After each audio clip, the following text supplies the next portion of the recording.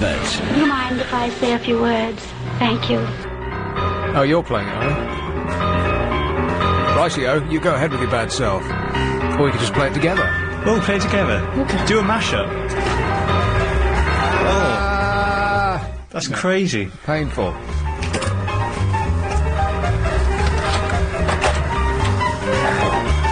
Or you can play one song and I'll play another. I know which I prefer.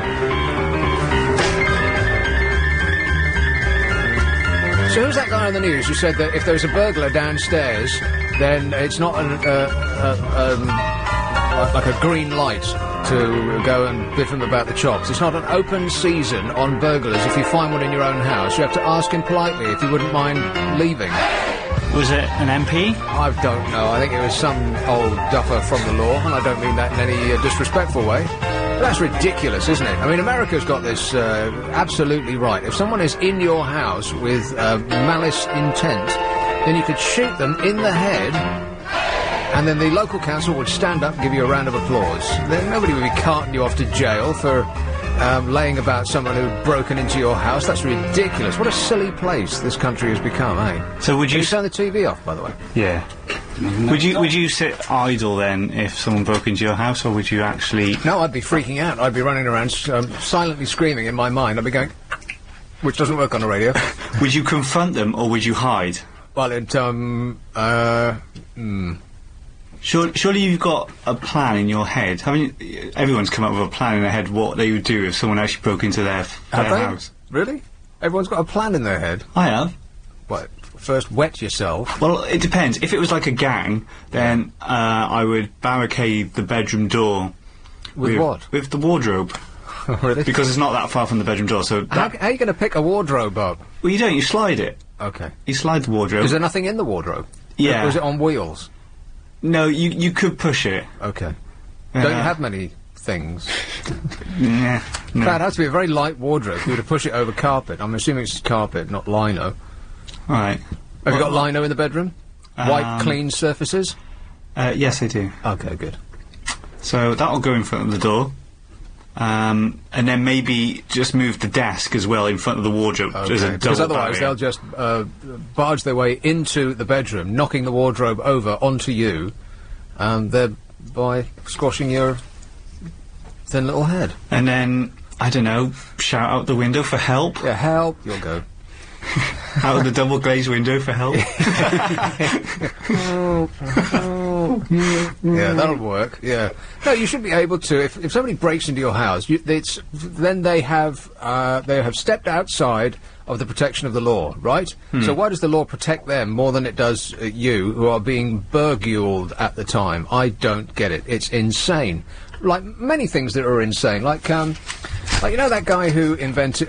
by the way, I should have pointed this out right at the beginning. I am not Ian Lee. Oh, no! So, there's nothing I can do about that. He is over in Greek Greece, putting his tissues in the receptacle provided. You know this guy invented a thing that sounds like a mosquito that only teenagers can hear? It's a teenage repellent. Oh, isn't it like, just like a little toy? Yeah, well, it's not a toy, really. Well, it is if it's for kids. It's not for kids, it's anti-kids. Oh, it's right. against them. Okay. It's a little box that, eliminates... Emits. Emits, really high yeah, frequency. One of those words beginning with E. Yes, I'll have an E, please, Bob. It emits a high-frequency noise that, because of the delicate nature of young people's ears, only teenagers can hear. Because once you get into adulthood, you can barely hear a word anybody says, and your ears are damaged beyond repair, so that you can't hear this high-frequency noise anymore, which is the noise like a mosquito buzzing around your head. And it's just infuriating, and they can't stand it, and they leave the area. And people are putting it outside, off licenses, where, kids are hanging around asking, "You buy some cider, mate?" Like that. I don't think it works. Well, it does work, absolutely. Really? Yeah, completely. They just disappear because they can't stand it anymore, and then they go and hang out around somebody else's shop. Yeah, but the thing is, that noise is probably no different to, like, the dance music that they listen to and stuff like that. And trance. Have you heard some of that? Yeah, it's great. You want to get in with the hip kids, Daddy-o. So they made this device, which is a godsend to shopkeepers and people who are having, children violate their premises in many and various disgusting ways. And it didn't harm the teenagers at all. It just irritated them to the point they moved on. In much the same way as playing Barry Manilow music would irritate them such that they would just move away. In much the same way as, I think, certain undergrounds in various countries play classical music. Yeah, our one. Yeah. Huh? The one here plays classical. Is that right? Yeah, I like it. It's quite nice, actually. Yeah, nice to us, because we've acquired an ear for classical music, but if it don't have that 4/4 beat, then kids just flat out can't stand it. It's like, what's this? So uncool. Yeah, and then they leave, you see. But of course, classical music in the old days was made by people of their age who were running around cavorting. I can remember my last cavort almost as though it was only 20 years ago. Oh, really? Yeah. That long? But they can't stand it. You see, it's not on their the list for downloading onto their iPods, and so they leave the area. But this mosquito thing, much more irritating, and they can't live with it. So, isn't that a bit antisocial though as well? You know. How do you mean? Like, you know, the government don't like antisocial behaviour, do they? Yeah. But we're kind of like created these like antisocial devices, saying, "Yeah, we don't want you here. Yeah. Go away." Yes, Shoo. Exactly. But it's only people who are being antisocial who are being shooed. You see. So we're being antisocial to the antisocialers. Yeah, exactly. Yes. Well, very well put. Thank you. Maybe you should herd them in somewhere, like a playground or something, where they can do it on their own terms. What, like a school, you mean? Something That's the one. Yeah, I was trying to think of that. A decision to outlaw so-called mosquito devices is being hailed as a victory for the thugs. They're going to actually outlaw this. Do you know why? Because it is disrespecting them. It is abusing their human rights. Can you believe it? Not really. The machines emit a harmless tone similar to that of a buzzing insect and can generally be heard only by people aged under 25, who are the ones that are busy running around stabbing each other and, nicking everybody's mobile phone and kicking you in the head on a bus. Yeah, it's not the over 50s that are the problem, by and large. It's that everybody under 25, right? Can you buy these devices? Oh, I wish you could. Oh. They've been successfully used as a deterrent to hoolies in public places, but councillors now claim they are breaching the rights of teenage troublemakers. You see, this is why I think that we've actually, if this country were a person, it would be on the verge of mental illness. Mental breakdown. Yeah. If we were a person, I think we should be in deep psychoanalysis right now, because we are very slowly committing suicide as a society by allowing everybody who's... I've used this analogy before. Imagine that we are all on a boat, okay? All of Great Britain, or just society, the humankind is on a boat. Right. Imagine us, boiled down to 100 people. 90 people are busy rowing to the horizon, where Eden awaits. Oh, is it a rowing boat? Yeah. Oh. 10 people are at the back. Well, yeah, I'm sorry, but it just is. Come and get a motor. Oh. No, unfortunately, we're fresh out of oil. Is there a pool? Yeah. So... What about some sails? No, we're going to be rowing. Right. No moaning at the back there. Stop whining. And so we're all, 90% of us, are rowing, all pulling together as a team, okay? Because unless we pull together as a team, then we're going to be stuck out in the middle of the ocean. We ain't got no water, we haven't got any sails or engines, as you quite rightly suggested, and we're going to die. So we all want to pull together to the horizon, and then we'll all survive and prosper as one. 10 of us are at the back, they're not rowing. 5 are just, no, I don't want to. Like that. Another 5 are actively digging holes in the hull of the boat that's letting in water. Yeah. So why would they do that? Because Just they're idiots. So they want to drown. They're the antisocial ones. Exactly. Yes. And so, as a society, what would you do in those circumstances? If you were on the high seas, 90 of the 100 people on the boat were pulling together as a team, and 10 weren't. 5 were just couldn't be bothered, not doing it. And another 5 were letting in water, deliberately trying to sink the boat. Yeah. I'll tell you what you would do. You'd chuck them overboard. You'd get rid of them. Make them right? walk the plank. Yes. So is there a plank? Yeah, well, let's make a plank. All right. Oh, we've got something then. So what we've got now is, and if I start to come off like a right-wing foamer, I'm not actually. I'm very left-wing and liberal, except when people are abusing my, ability to go about my business in any way I see fit, without harming anybody else. Laissez-faire. Fair enough. Which is a French sexual practice. Oh, is it? I don't know why I brought that up. It's got nothing to do with what we were talking about. It just sounds clever. But in those circumstances, if we were socially positive in our mental attitude, we would chuck those 10 overboard. At least the 5 who were digging holes, and then we threaten the others with starvation and a good thrashing, right? But what we're actually doing is we're turning around to the 90 people who are tutting at them, saying, "Don't you dare tut at these people! It is their human rights to drown us all." That's the situation we're in now, boys and girls. We have lost our minds. London's LBC 97.3. 0870 90 90 973. Nick Abbott. I want to show you something. And all of the papers and all of the news has been all over this advert that they painted on the side of a hill for the forthcoming Simpsons film.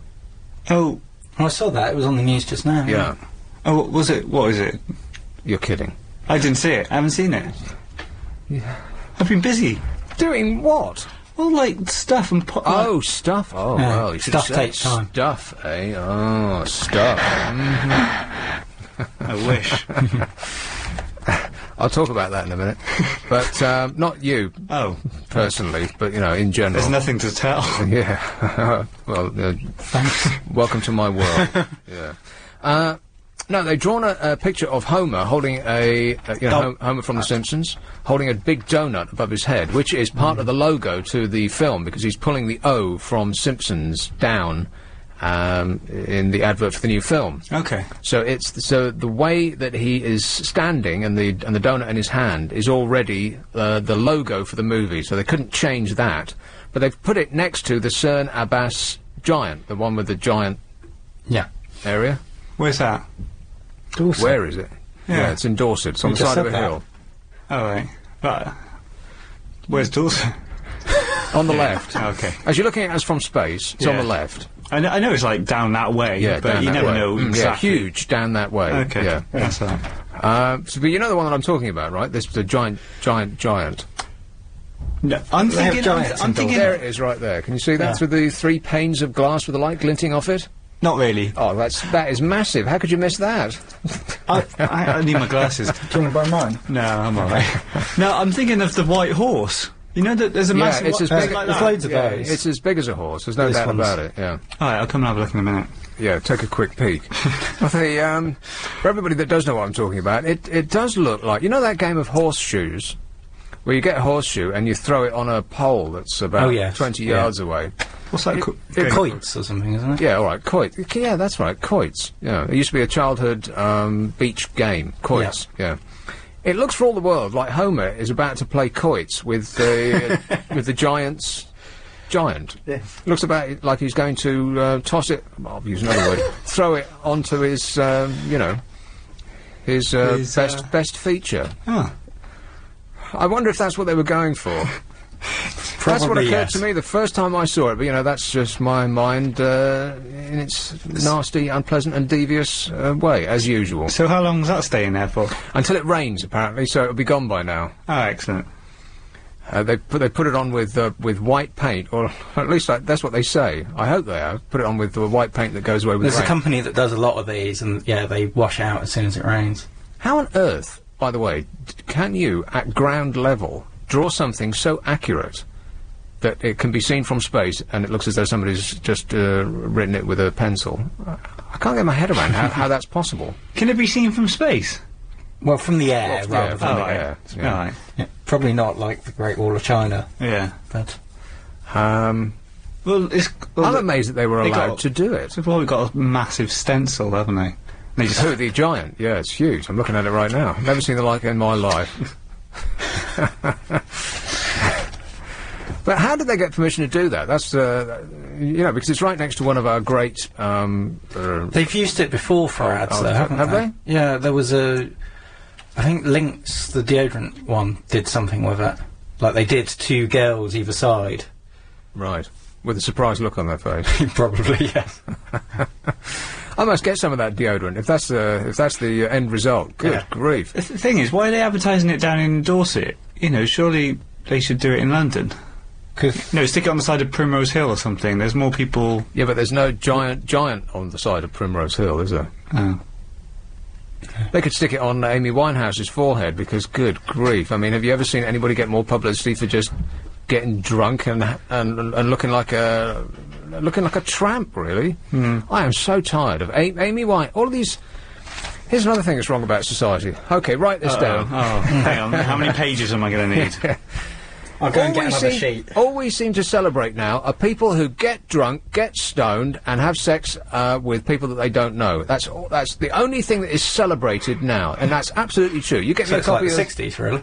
No, it is not like the 60s, because people were celebrating the 60s for actually achieving things, designing a Mini, both the dress and the car, and taking photographs, although I never did really see the appeal of David Bailey. It looked like anyone could do that, David Bailey. Anyway, but people were actually achieving things, making music and doing frock coats and all of that sort of stuff. Now, if you can inject yourself with heroin and miss a couple of gigs, the sun is just all over you. In fact, they have leagues called the Caners League and the Shaggers League, and that's all they seem to celebrate now.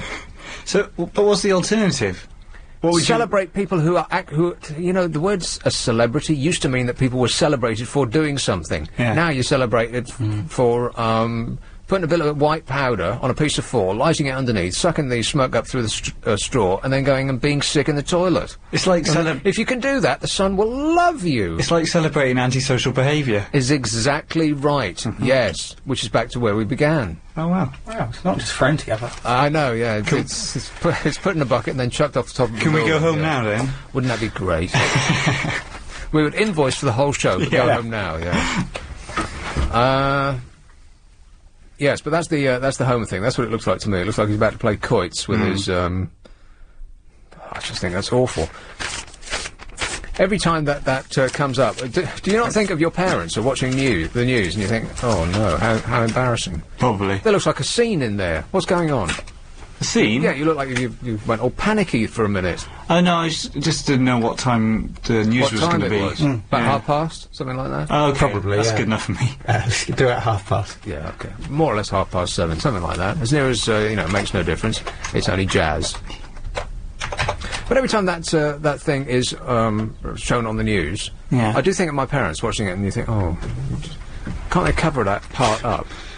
That's not something that you want your mum to see. Do you cringe? A little bit, yeah. Because at least Homer's wearing pants. Yeah.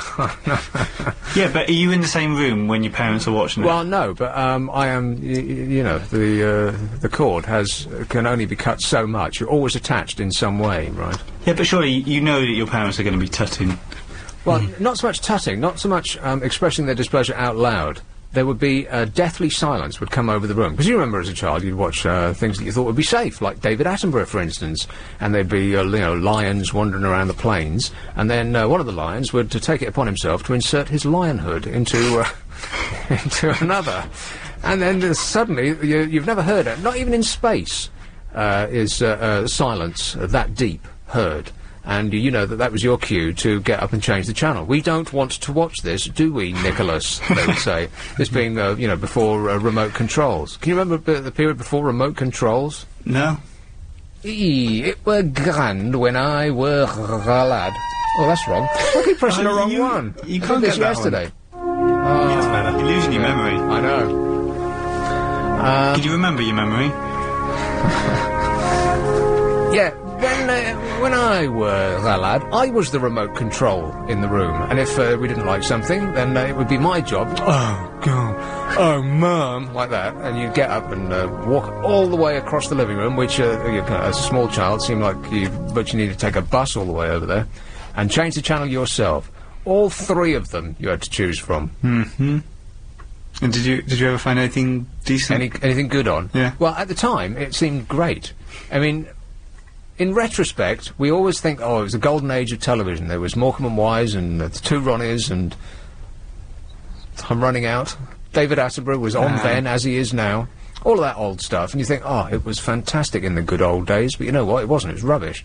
Because there were only 3 channels to choose from. Yeah. And Sunday was so boring. You would just watch the clock as it ticked around. Oh, God. And the second hand never moved, and it was Antiques Roadshow on for 12 hours, and you just wanted to kill yourself. That's still like that now, isn't it? Yeah, still, they're still doing the same antiques, are still introducing the same antiques. I think at least now you can text in what you think they're worth or something. Really? What, the presenters or the show? Probably both. So when your parents are seeing all this bad news about the celebrities on the TV or reading it in newspapers, do you think they're thinking, this is all Nick's fault, this is? Well, it's my fault that I'm not there to change the channel for them, yeah. Because my dad still calls the television the wireless, and hasn't quite got the hang of remote controls yet. Oh dear. A bit complicated. The button 1 means channel 1. He can't figure that out at all. I'm totally exhausted. This is LBC. Looking at the Polo S, sir? Yeah. London's LBC 97.3. 0870 90 90 973. Nick Abbott. Anybody care what this guy thinks? No! First call, Crawley. Hello, Richard. Hi, Nick. Richard. On Saturday, I told you that Nick had gone to Greece, but I couldn't remember where in Greece. And then I don't think anyone said since then whereabouts in Greece it's gone to. Right, this is talking about Ian Lee's show that I'm on, because I normally do Saturday nights between 10 and 1, and I've been, drafted in. I just happened to be walking past the building, and they asked me if I knew anything about radio. And so I'm doing that, and he's away enjoying himself in Greece. Yeah. So how do you know where he is? Well, after I sort of was thinking about it this afternoon, so I went back to Friday's show and listened to Friday's show again. Right. Went through it with a fine-tooth comb, yeah. Yeah, so he went to Zakynthos. To where? I think I don't know if you said it right, Zakynthos, something like that. Spell it? Oh, God. It's on my computer, but I'm in the other room now. I can't really go in there right now. Right. Sally's on there. So it's somewhere a lot nicer and warmer, on the west warmer coast. than here. It's an island on the west coast. An island, right. It's got to be lovely. White sandy beaches, white painted houses. Yeah. As much as I know. Deep blue sky. He was saying his girlfriend, seeing his girlfriend's family there, and then they were going to go, that was the part of the holiday, and then on to the hotel for the rest. He's staying in a hotel. Oh, how the other half live, eh? Yeah, luxury. Okay, thanks for the good news. One other thing. All right. About these painting on the graph. You know, like you were talking about the Simpsons one. Yeah. There was actually one in the Times a few weeks ago on the flight path into Gatwick. There was one for pole dancing club. On the grass? Yeah, when you're about to land at Gatwick, people could look out the window and see the advert for a pole dancing website. And what was it? Just the name of it, or? Yeah, it was like a picture of a naked lady. Oh, right. The website address across it. Lovely.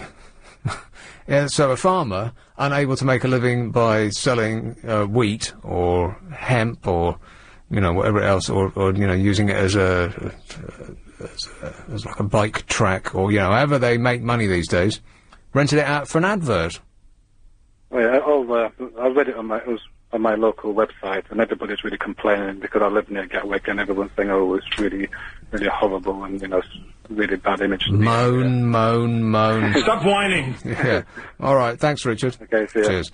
I want you to look that Greek destination up, and we'll see where he's gone. There's many Greek islands, though, aren't there? We've only heard of a few of them. How are you spelling that one again? I've got no idea. It sounded vaguely rude. Oh, well, we're never going to find it then. No. I don't want to type a potentially rude word into Google. Yeah, I can't imagine what would happen if you did that. Yeah, call up all the hotels in Greece and ask him if he's staying there, all right? All right, I'll start now, and maybe we'll find out before the end of the show. I want to keep a log of all of the topics that we talk about today as well. Okay. So far, Being Burgled, Societal Suicide, Teenage Repellents, The Simpsons, The Giant Giant, The Time Before Remote Controls, The Bad Old Days of Television, Ian Lee's Holiday, and Pole Dancers. Have we done all that already? Yeah. Surely we can go home then. Well, you'd think. If only we took the first half hour and we just stretched... We played it back and we stretched it out so that I spoke slowly. That's a good idea, actually. Yeah. In fact, I should do that. Yeah. We could cover just the same amount of ideas in twice the length of time. We need to slow down a bit, I think. Hi, Louise. Hi, Nick.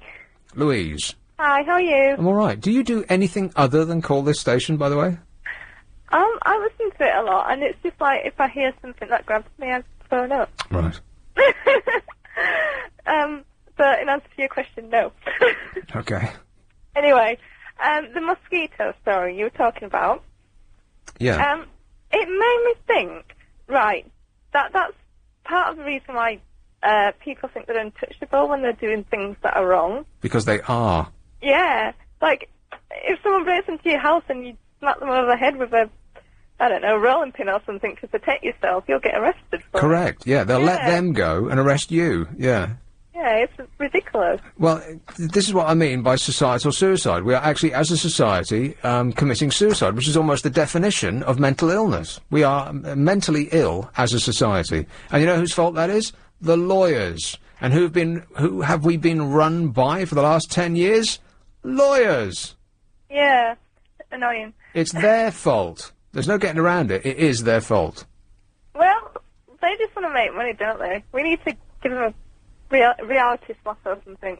Yeah, we need to get our tasers. You see, that's illegal too. Isn't that outrageous that you can't walk around with a taser? Yeah. Like these guys that on the news, they just had a massive fight with machetes. Oh, I don't know about you. I never like to leave the house without my machete. I mean, who the hell does that? You people are crazy. That's in America. If you were in America and you broke into someone's house, you'd get killed. If you broke into someone's house, they would have the right to shoot you. Correct. Yeah. Yes, which should be the law in this country. Yeah, I mean, absolutely. Yeah, you're allowed to use reasonable force, but what is that? Yeah, well, that's what this man was on the news. He's saying, oh, well, you know, you can't actually... It's not open season on people who break into your house, which means that if they break into your house and they're not threatening you physically, then you pretty much just have to let them get on with it. Because you can't stop them. You can't grab them and sit on them and wait for the police to come, because that's holding them... that's kidnapping them, or some ridiculous charge they'll bring out like that. And you can't hit them, and you can't...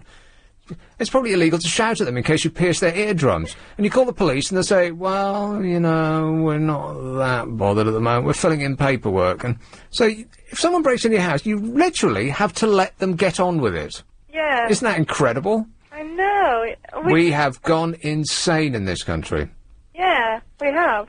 Yeah, it's like, our garage got broken into. And it takes, like, long enough to, come out and see what's actually happened. Like, there's no way that you're going to get that stuff back, but it'd be nice to just, you know, solve some real crimes instead of trying to fine everyone. Right. Okay, well said, Louise. Thanks a lot. Cheers, ta-da. Yeah, it is crazy. And, you know, people have, like, put hammers under their beds just in case someone breaks into their bedroom and wants to have their wicked way with them. That's illegal, too. You can't actually put something dotted around the house to use as weapons with the intention of using it as a weapon. Like, if somebody came at you with a knife and you happened to have had the foresight to put a baseball bat under your bed, for instance, then the police would be arresting you, even if you had a knife sticking out of your forehead, for having the temerity to put a baseball bat under your bed in order to protect yourself. That is illegal in this ridiculous country. But it's okay, as long as you've got a baseball, apparently. Yeah, that's and if you put baseball mitt next to it as well. Yeah. Even if you never use them. You've got to have a baseball as well, otherwise it's classed as a weapon. Really? With a tennis ball. I'm sure I've heard that. Honestly. What about badminton racket? Well, you're going to need a shuttlecock nearby, aren't you? Well, in the bedroom, then you'd be in luck, wouldn't you? Catford, hello, Trixie. Hi, my phone may run out of juice in a second. Oh, no. It's a handset, so I may have to call back, if that's all right. I'm sorry, Trixie, only one call per show. I know, but if I run out halfway through... No, I'm sorry, I can't break the rules. Those there's an advert coming up in just a second. You're rotten. Yes, first of all, I saw a notice and it said, if this country were a person, it would be sectioned. Yes. Yeah. We had mosquito repellents for young people when I was growing up, and it was called BBC Two. If you remember, in the dark old distant days, just before there were 3 channels, there used to be 2. BBC Two came in third. You probably were tiny weeny bit. Well, what year did BBC Two come on air? Yes, it came on probably just before you remember it, and it had a very high pitched noise. Oh yeah, that's right. Such a high pitched noise, nobody could hear it except for me, and I had to put cotton wool in my ears so I could watch television. It was murder. We're talking about just a couple of years difference. You probably wouldn't have noticed it. Perhaps the TV sets were getting better. We had a really old, battered one. And that's... So it's actually a pretty good... Yeah, it can't have been the BBC, because they're very particular about the sound that comes out of their... No, it was just that particular frequency. Right, that's what happened in the old days. Really? I believe you. Thank you. So it does work. If they had a burst of these sort of mosquito-type... noise. Yeah, but it's abusing their human rights. I know, and this is the thing. Now, this is what got me boiling at the beginning of the programme. My God, you know, you can't even look after yourself in your own house. I make sure I have some kind of an aerosol there. Maybe I'll have some fly spray. In case an aerosol breaks into your house? Yeah, exactly. No. Good idea. Yeah. You get some horrible fly spray or beetle spray or cockroach spray. Have that. If you're in bed, you've got the thing there, you can spray it at them. Make sure you've got, for example, a lighter, so you can set fire to it and use it as a flamethrower. Well, you could use a flame. Actually, that would be brilliant. Yes, if you smoke, unfortunately, I gave up smoking. You could actually have hairspray next to the bed and set fire to it as you're spraying. Oh, Nick, that's brilliant. Trixie, I think the police are making their way to your house right now. You're not even allowed to think about that stuff. Oh, God, that's all. But anyway, I mean, I always try and make sure there's something around. It doesn't matter whether it's a booby trap, so if anybody tries to get in through the back door, they fall over at very least. You can't do any of that stuff. You are breaking the law. I know, but you've got to do something to protect yourself. And, in fact, shortly it's going to be against the law to lock your doors. You have to leave all of your doors open, with a big sign outside saying, please help yourself. Please come in. Yeah. My car keys are on the shelf. Oh, what a good idea, yes. Help yourself. Kerry Katona just got locked in a room while somebody ransacked their house, and they went and there were pictures of her driveway, and she got an Aston Martin, an open-top Porsche, and an old BMW. Oh, well, she could have said, take your pick. And the burglars, well, I imagine they could take their pick, and they chose the BMW. Why would they do that? I don't know. Maybe it's a faster getaway car. What, than an Aston? Less conspicuous. Well, you got something there, yeah. Yes. Absolutely. Always thinking, Trixie. Here, you were quite right. I'm past a break. I know. Bye. Thank you. This is LBC. Travel now with Alan Joyce. Thanks, Nick. The M25 then. Willkommen, bienvenue, welcome, come on in. That, by law, is the sign that you have to put outside your open front door. For the burglars. Yeah, exactly. Right, so far we've had... I had no intention of talking about this when I came in. It was just that somebody on the news said that, and it just sparked me off. I don't want to talk about this all night. I really don't, because I don't really do serious, because there's no end of people who can do serious. I just do silly, right? Yeah. But, you know, every now and again something just gets my goat, and I have to... And it just... The bile spews out. Quite right, too. Have to let the anger out. Yeah, exactly, yeah. Because I'm nothing if not... I was going to say impotent. But apparently... Not sexually impotent, but, you know, I've got no power. None of us do. We've got no power to change anything at all. It's like Ken Livingstone said the other day. If democracy made any difference, then they'd ban it. None of us got any power. There's nothing we can do to change anything at all, other than just... so the only outlet we have is just to vent our spleens, which I do on a regular basis, shouting at the television. Which is what I was doing earlier on about the Abbot giant with the Simpsons thing next to it. Here we go, back to that again. You virtually need an A to Z to work out where I'm going to go on this show. The BBC News were talking about this, as they all were, and they had pictures of the Abbot giant with Homer Simpson painted on the ground right beside him. Yeah. And with all seriousness, they had some expert in the studio, and they said, do you think that this sort of advertising really works? At which point, I'm shouting at the TV, well, Blue and well got it on TV, haven't you, you Berks? The BBC were giving it like 5 minutes of free ads. Of course it works. There you go. It's got to be one of the best uses of advertising budget that has been spent so far this year. Can you think of a single other advert that has got more publicity just from it being there? Well, any advert that gets banned and never shown, but gets shown on the news and things like that, and then people talk about it, they always, even because you don't have to spend any money putting it on the TV stations, because they'll play it for free. Yeah. And then moan about it. People hunt it down on the YouTube. Yeah. Oh, I've got one. Prince. Yeah. See, the Daily Mirror bought the Prince thing. I think they sold a third more copies than they ordinarily would have done. Almost 3 million copies. I don't know. I think they just sold 600,000 extra, I saw. Okay. 600,000 extra, so if they normally sell 2... doing the maths, yes, it's exactly a third more. Okay. So that was a great advertising gimmick. You know how many Prince albums he sold last time around? Nope. His last undesired album, it was called 3121 or something like that. Not 3 million. 80,000. Is that it? That's terrible. What, worldwide or just in this country? In this country, 80,000. That's terrible. So he must have thought, like, what's the point? What's the point of releasing an album? You only get 80,000, because for 80,000, of which he would get, I don't really know what an artist gets these days, 10p a go or something like that. 10p out of what? Like 14.99 out of the pound. Really? Oh, the pound. Yeah. 10p in a pound, something like that, or 5p. It depends how big you are, I guess. Like the Arctic monkeys probably earn nothing at all because they're young and spotty and don't know any better. Yeah, exactly. But for him, for Prince, that's just walking around money. That's just something he'd splash out in a shirt. So why not make £500,000 up front and give it to the Daily Mail, which, as I said at the weekend, of all the newspapers in the country, that's the last one that you'd think would go with the psychedelic sex dwarf. But it's guaranteed sales, isn't it? Unpleasant, saucy goings-on.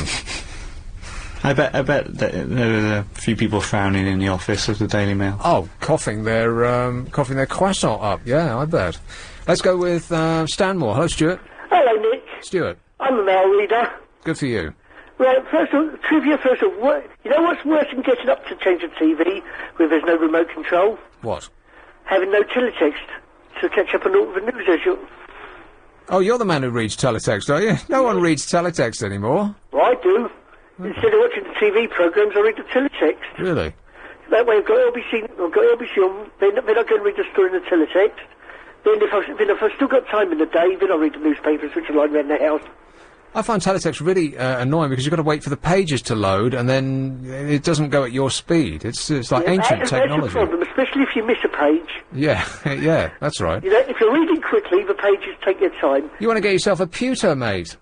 I'm still in the 19th century. Right. But, on a more serious subject, why the hell can't we have 3 strikes and you're in for sentencing? Instead of this wishy-washy protecting human rights, anyone who commits 3 crimes has to go to jail. Right. I'd make Tony Martin Home Secretary. Well, as long as you don't say anything controversial, Stuart, that's good. I never said anything controversial. Have you got a CD player?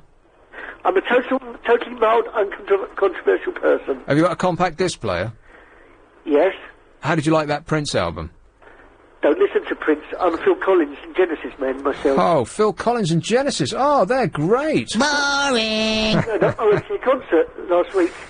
Actually, Genesis, of course, are excellent. They've had some fantastic, fantastic albums. Phil Collins, that's where I draw the line. Excellent musician, singer, songwriter. Yeah, and all that stuff. Yeah. So you didn't you didn't sample that Free Prince album, then, eh? No, I gave it away. Right, good for you. You could have, if you'd had a pewter, you could have sold it for £12.21 on eBay.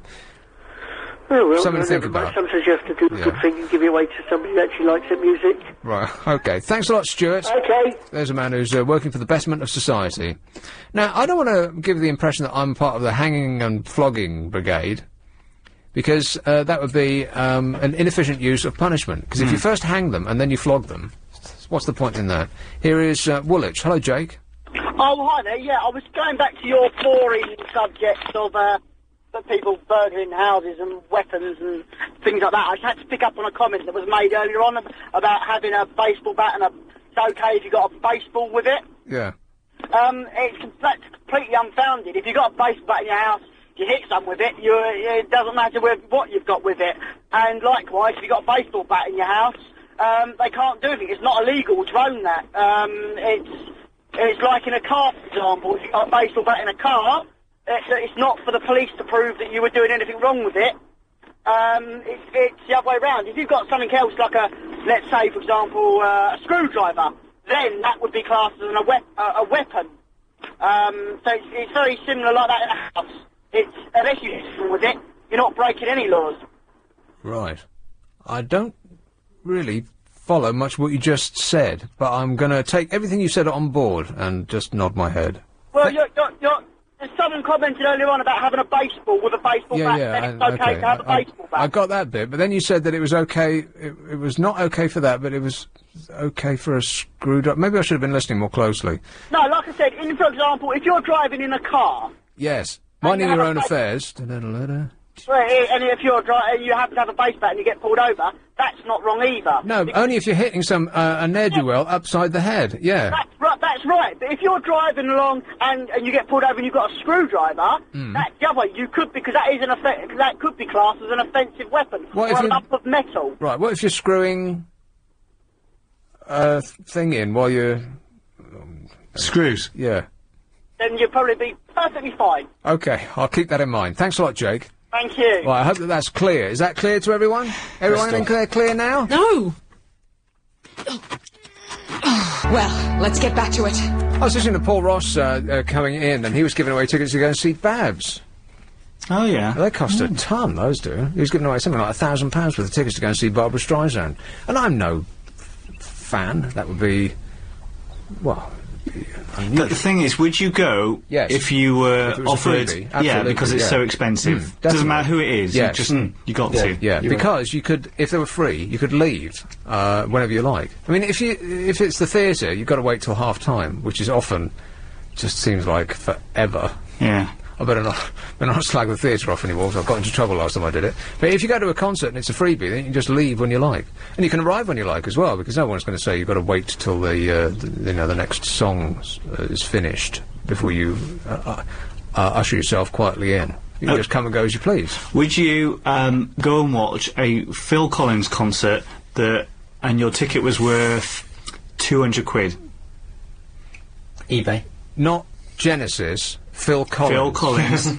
Yeah, probably not. I'd sell that one. Okay. That was an eBay. If you couldn't sell it, though, would you go?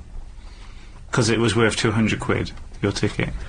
I might go just to see if there was any special defects. Because if he'd put on, if it was worth £200, then you'd think there would be some sort of Pink Floyd light show going on there, and you could just pretend you could take your iPod, listen to some good music, put Genesis on. Yeah, while you watch the lights. Yeah, now you've got something. Yeah. Okay. But I thought, well, you know what? I would actually go and see Barbara Streisand because the tickets cost so very much, and the reviews were really good. We should have entered Paul's competition then. Well, yeah, but I can't though because it's tomorrow and I'm going to be working. Oh yeah. Work gets in the way of so many things, like sitting, looking out the window. I'm not going to be doing that this evening. What's your favourite pastime? Just looking out the window or TV? Oh, it's got to be TV. Well, napping and television. In combination, I think it's a combination that you just can't beat. I discovered my favourite pastime last week while I was on holiday. Yeah, I can imagine. Oh. Do you know what it is? Yeah, I've got a fair idea, yes. I'll tell you. Go on. It's shredding. Eh? Shredding. Have you... Shredding? Yeah. You got a shredder? Shredding! Oh, there's something so satisfying about that. Isn't it? Yeah, I know, I love that too. Do you have one of those shredders that just goes into lines, or that it chops it up into fine meal? No, but I do want the luxury cross shredder. Yeah, that's the one I'm saving for. You can't beat those. It's like the heroine of shredding, yeah. On 0870 90 90 973. Nick Abbott. Hi, honey. How are you? It just makes me smile every time I hear it. There's just something funny about Arnold Schwarzenegger. So, Russia's leader, Vlad the Insaner, is, someone's rattled his cage. That bloke's a nutter. You don't want to rattle his cage. No, just the way he swaggers around. there's something really deeply unpleasant about that bloke. He looks evil. Yeah, he does. He looks evil, that's right. That's exactly right. He looks evil, and he looks as though he's really enjoying his power. Yeah. He looks a bit like Mr. Burns, really, doesn't he? A younger version of Mr. Burns. Yeah, you might have something there, yeah. No, he does look like, he looks like the sort of person who shouldn't have a lot of power. Do you know what I mean? But lucky for him. Yeah, tons of it. No end of it, yeah. No, I think that as the world's, as a society of people who live on this world, just for the benefit of, ourselves and the future generations, we should get rid of him. Somebody should drive over there with a baseball bat in their car and a screwdriver. Yeah, you might get pulled over. So we dismissed 4 of their diplomats from the Russian embassy, and they turned around and said they're going to get rid of 80 of ours. I didn't know we had so many.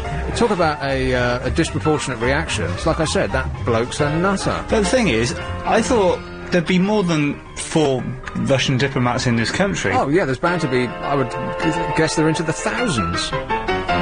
Surely 4 doesn't have that much effect, though, does it? Well, no. You see, it's all just. It's basically for us. It's because the government is feeling impotent. There's that word again, and they want to make it seem to us as though they're doing something. Right. Because this that bloke with the poisonous sushi.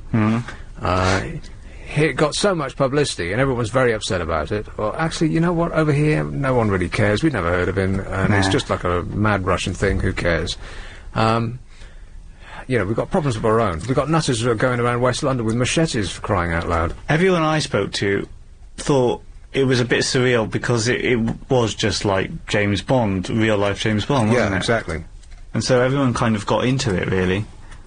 But everyone got into it. Well, we're following it, following the story. Like it was a party. Well, no, just like just following the story closely. Yes, following it closely. Yeah. And then, of course, because we can't do anything about it, because the person that we think that, or the government says that they think that they did it, is in Russia, and the Russians say, hell no, he won't go. Yeah. In much the same way as that Boris Berezovsky guy. Creepy-looking bloke. We won't give him to them. No. And it's all just this, like an impotent standoff, because what we're going to do? Like, launch an attack? Of course not. So in order to make it seem to us, the general public, that our lords and masters are actually on the case. Yeah. They said, right, well, we'll do this. We'll expel 4 of your diplomats. Which is just silly. I mean, they're just going to leave the country, aren't they doing have a shower and come back. Aren't they doing it just to show Russia, though, not us, really? I thought they were doing it to show Russia, look, Russia couldn't care less, could they? I mean, that guy's got the glint of madness in his eye, is expelling 4 diplomats who, presumably, I mean, are excess of requirements. I mean, they must have no end of people here. Not paying the congestion charge, parking on double yellow lines and all that stuff that diplomats can get away with. So it's going to make absolutely no difference at all. But they have to make it out like they're doing something. And then Russia will say, well, you do that, then we'll do this. And then it will stop there, because beyond that is launching missiles, and no one's going to do that. As he is called Vlad the Insaner, but he's not that mad. But the thing is, if the government are doing it as a show for us, then, why just do 4? 4 sounds a bit pitiful, really. Yeah, but who amongst us knows how many that they've got? I mean, you might think that, that's all that they've got. Yeah. Well, they can't just have 4. There can't just be 4 Russian... No, I'm sure there's 4,000. I'm sure there's no end of them. It's probably just the cleaners, the four cleaners there at the embassy, isn't it? Yes. So they're going to get so upset because all their rooms are so messy, they're going to have to give in. Oh, good point. Yeah. Maybe that's it. It was probably for people who were going to leave anyway. Probably. They're planning to return. I mean, what did they do? They walked up to the embassy and said, right, we've got 4 names here. We'd like to see these people on the doorstep with their bags straight away. Of course not. They just said, we'll have 4 of you. You choose amongst yourselves which it's going to be. It's like a reverse football team picking. Who do we like the least? Exactly. Yeah, they can't necessarily go around and, bash down the door. They would have, sent a letter and said, would you kindly... if you would be so kind, yes. I mean, they can't set foot on in their territory, can they? Well, it's classed as Russian soil. Exactly, yeah. And so they would have said, well, you know, we'll make a big show about this, and then we'll both shout at each other in public, whereas behind the scenes, it's business as usual. Yeah. But you'll have to get rid of 4 people, and then you can go crazy for your own Russian media, and they say, and in Russia they say, well, if you get rid of 4, we'll get rid of 80, which will make him seem big and strong, like a big man. But in reality, it's business as usual. It's, you know, we're still doing business with Russia, and they're still buying our... What do we make anymore? I don't know really what we make anymore. They're buying Mayfair is what they're buying. They're coming over here and buying Chelsea and Mayfair and Knightsbridge and all those places. They're taking it back with them. That no one that can speak English can afford anymore. What I don't get, though, if the where the Russian embassy is, if that is classed then as Russian soil, then surely we can't expel their people because that's classed as them being on Russian soil. And they're under Russian law. Well, I think that they have... do we have some sort of permission to be here? A permission to be here and not obey our laws. I think it's something like that for a diplomat. You can do anything you bloomin' well like and get away with it. Here's your get-out-of-jail-free card. I think we just removed those. Yeah, but the thing is, we've got embassies in Russia. Yeah. And they're just going to do exactly the same to us. Have you been listening to this show? That's just what I just said. Yeah, but I'm just putting a more simpler term. Is that what it was? Yeah. Right, more simpler. Yeah. Here is Burton-on-Trent. It's Aid, oh, Aid. Oh, sorry, I tried to cough in there. Came out the wrong way? Yeah, that was a very professional, was it? Of all the points that come to me. Anyway, before I talk about anything else, it's a friend of your show's birthday today. An old friend of my show's birthday today. Who's that then? The Hoff. The Hoff's birthday. Hey, happy birthday, Hoff. What's he getting for his birthday? Drunk, I bet. Just like a liver fridge. Yeah, exactly. You want to guess how really old he is? I guess that, what's his full name? David Hasselhoff. David Hasselhoff, yeah. My mind went completely blank there. I guess David Hasselhoff is... Well, he's got to be older than me, because otherwise that'd be really depressing. Yeah, he is older than you. 51. Oh, no. 55. 55. Close enough. Yeah. What do I win? Nothing. Nothing. Right. Oh, good. Just what I wanted. Oh, and the remote controls, while I think about it, have you ever wondered why there's an eject button on a remote control? Eject? Yeah, like a DVD player, CD player. There's eject on them, isn't there? Or even a video if you want to go really ancient.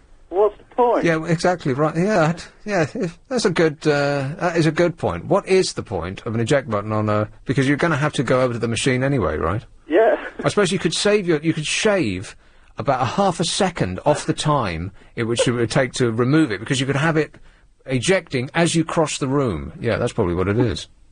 Yeah, be careful when you eject it at all times. Yeah, that's right. Yeah. Have you ever been in a helicopter, Nick? Yes. Yeah, I have, a couple of times. Once over New York and once over Scotland. Yeah, I've been in one in Vegas, but I mean, like, I'm going again soon, but my mate's sort of terrified of flying. Well, terrified of flying in a helicopter, I can understand, because planes, if the engines break, they can glide a certain amount. You know, they can pick out a field that doesn't have any housing in it. But helicopters, if their engines go, well, you're screwed. Oh, that's the now I'm going on my own. It glides like a brick. Have you seen they do look quite spectacular on YouTube. Have I what? Crashes. Say that again. On YouTube, they do look quite spectacular, don't they? Where a plane just explodes. I haven't seen that. Yeah, just type in helicopter crash into YouTube. Oh, great, yeah. Many of them. Hey, but they just, a lot of them come down on the side, on the blades, and spin around like a fish out of water. Really? Well, and you get pleasure of watching that, do you? You sick freak. I might be a freak, but I don't know how sick. Yes. But you wouldn't... You'd do it again, Lee. You're not particularly... No, I'm fine with it. Well, when I went over New York, I I had never been in a helicopter before, and I didn't really know what the machines were capable of. And it was one of these tourist flights, so they just take you around the skyscrapers. And they were very gentle with the flight. You know, they gently went up, and they slowly went around, and they gently came back down again. Yeah. I'm going to have to break for travel and tell you what happened in when I went to Scotland. So hold on right there. Yeah, okay. Because the following story, exciting, it'll never start. Here's travel now with Amanda Redman. Thanks very much, Nick. Right, so what are we doing? We're doing my helicopter story because we were back when... how was your helicopter trip in Las Vegas? Yeah, it was good. I mean, to see it by night is, you know, because it's like a whole different experience. But it was a gentle experience, right? A gentle flight up and down. Yeah, because like, obviously the helicopters are that noisy, you have to wear headphones, but it's like being on the air for you, isn't it? What, the noise coming from the two guys through the glass there? Yeah, I have to use something to drown them out, yes. So where did you go in Scotland then? Well, when we went to Scotland with another station, I'm urging to tell you which one it was, but I can't remember right now, and the Scottish Tourist Authority picked us up at the airport, and they said, here, this is on us, all aboard this helicopter, and we'll fly you around Glasgow, and the scenery around Glasgow is absolutely stunning. And so we all got in, and you see helicopters coming in and out Battersea Power Station, Battersea helicopter port, and you see them, and they don't really seem to do very much. They don't like fly around like aeroplanes do at air shows. They don't do aerobatics or anything like that. And it looks like a fairly gentle ride. Like if you went to the fair, it would be the ride for the 5-year-olds. You know. Yeah, I enjoy a gentle ride. Yeah. Oh, aid. And so we got into this plane, and the pilot, because it was a freebie, and because he was trying to impress us, give us something to talk about on the air, I'm sure, he did what I've never seen a helicopter do. He lifted off the ground, and you know the front of a helicopter is almost completely glass all the way down to your feet. Yeah, it's like sitting in a fishbowl. Yes. And so he lifted off horizontally, and then pointed the nose of the helicopter at the ground. If you can picture that. And so we were almost. It was like that ride at that fairground. I can't remember which one it is now, but it takes you over the precipice and then hangs you there, and you're hanging in your seat, looking at the ground. The Blackpool one. No, I think it's one nearer down here. Anyway, whatever it is, that's basically what it was. You're being held in by your seatbelt, looking at the ground, almost vertically. And then, from that point, at which he somehow held still, he then raced forwards down the runway in order to take off. But, of course, it seems as though you're but feet away from the tarmac. And I'm thinking, my mind is screaming at that point, because I have got no idea what this guy was going to do. And this seemed like the most dangerous thing that I'd ever been involved with. And it seemed like, if this guy clips the ground with the propellers, then I'm going to bring the helicopter to a halt using my face as a brake. Oh, nice.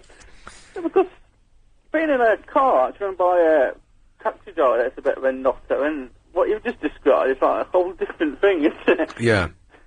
And when you started thinking about it, being flown by a total stranger, it could be a sort of psychopath. Is making my mind wane a bit. Well, I think you have to be some sort of touched to want to spend your life flying something that actually shouldn't, that has no, it's like a bumblebee. That shouldn't actually be flying either. But, yeah, so I want to do the canyon in the helicopter, and that's, it's really cheap. Like, it's about 140 quid each, which is like nothing. Well, once you're there, you're spending dollars, so it's just like funny money. It's not real money at all, is it? Yeah. Just throw the stuff away, yeah. But, have you ever been on a very small plane?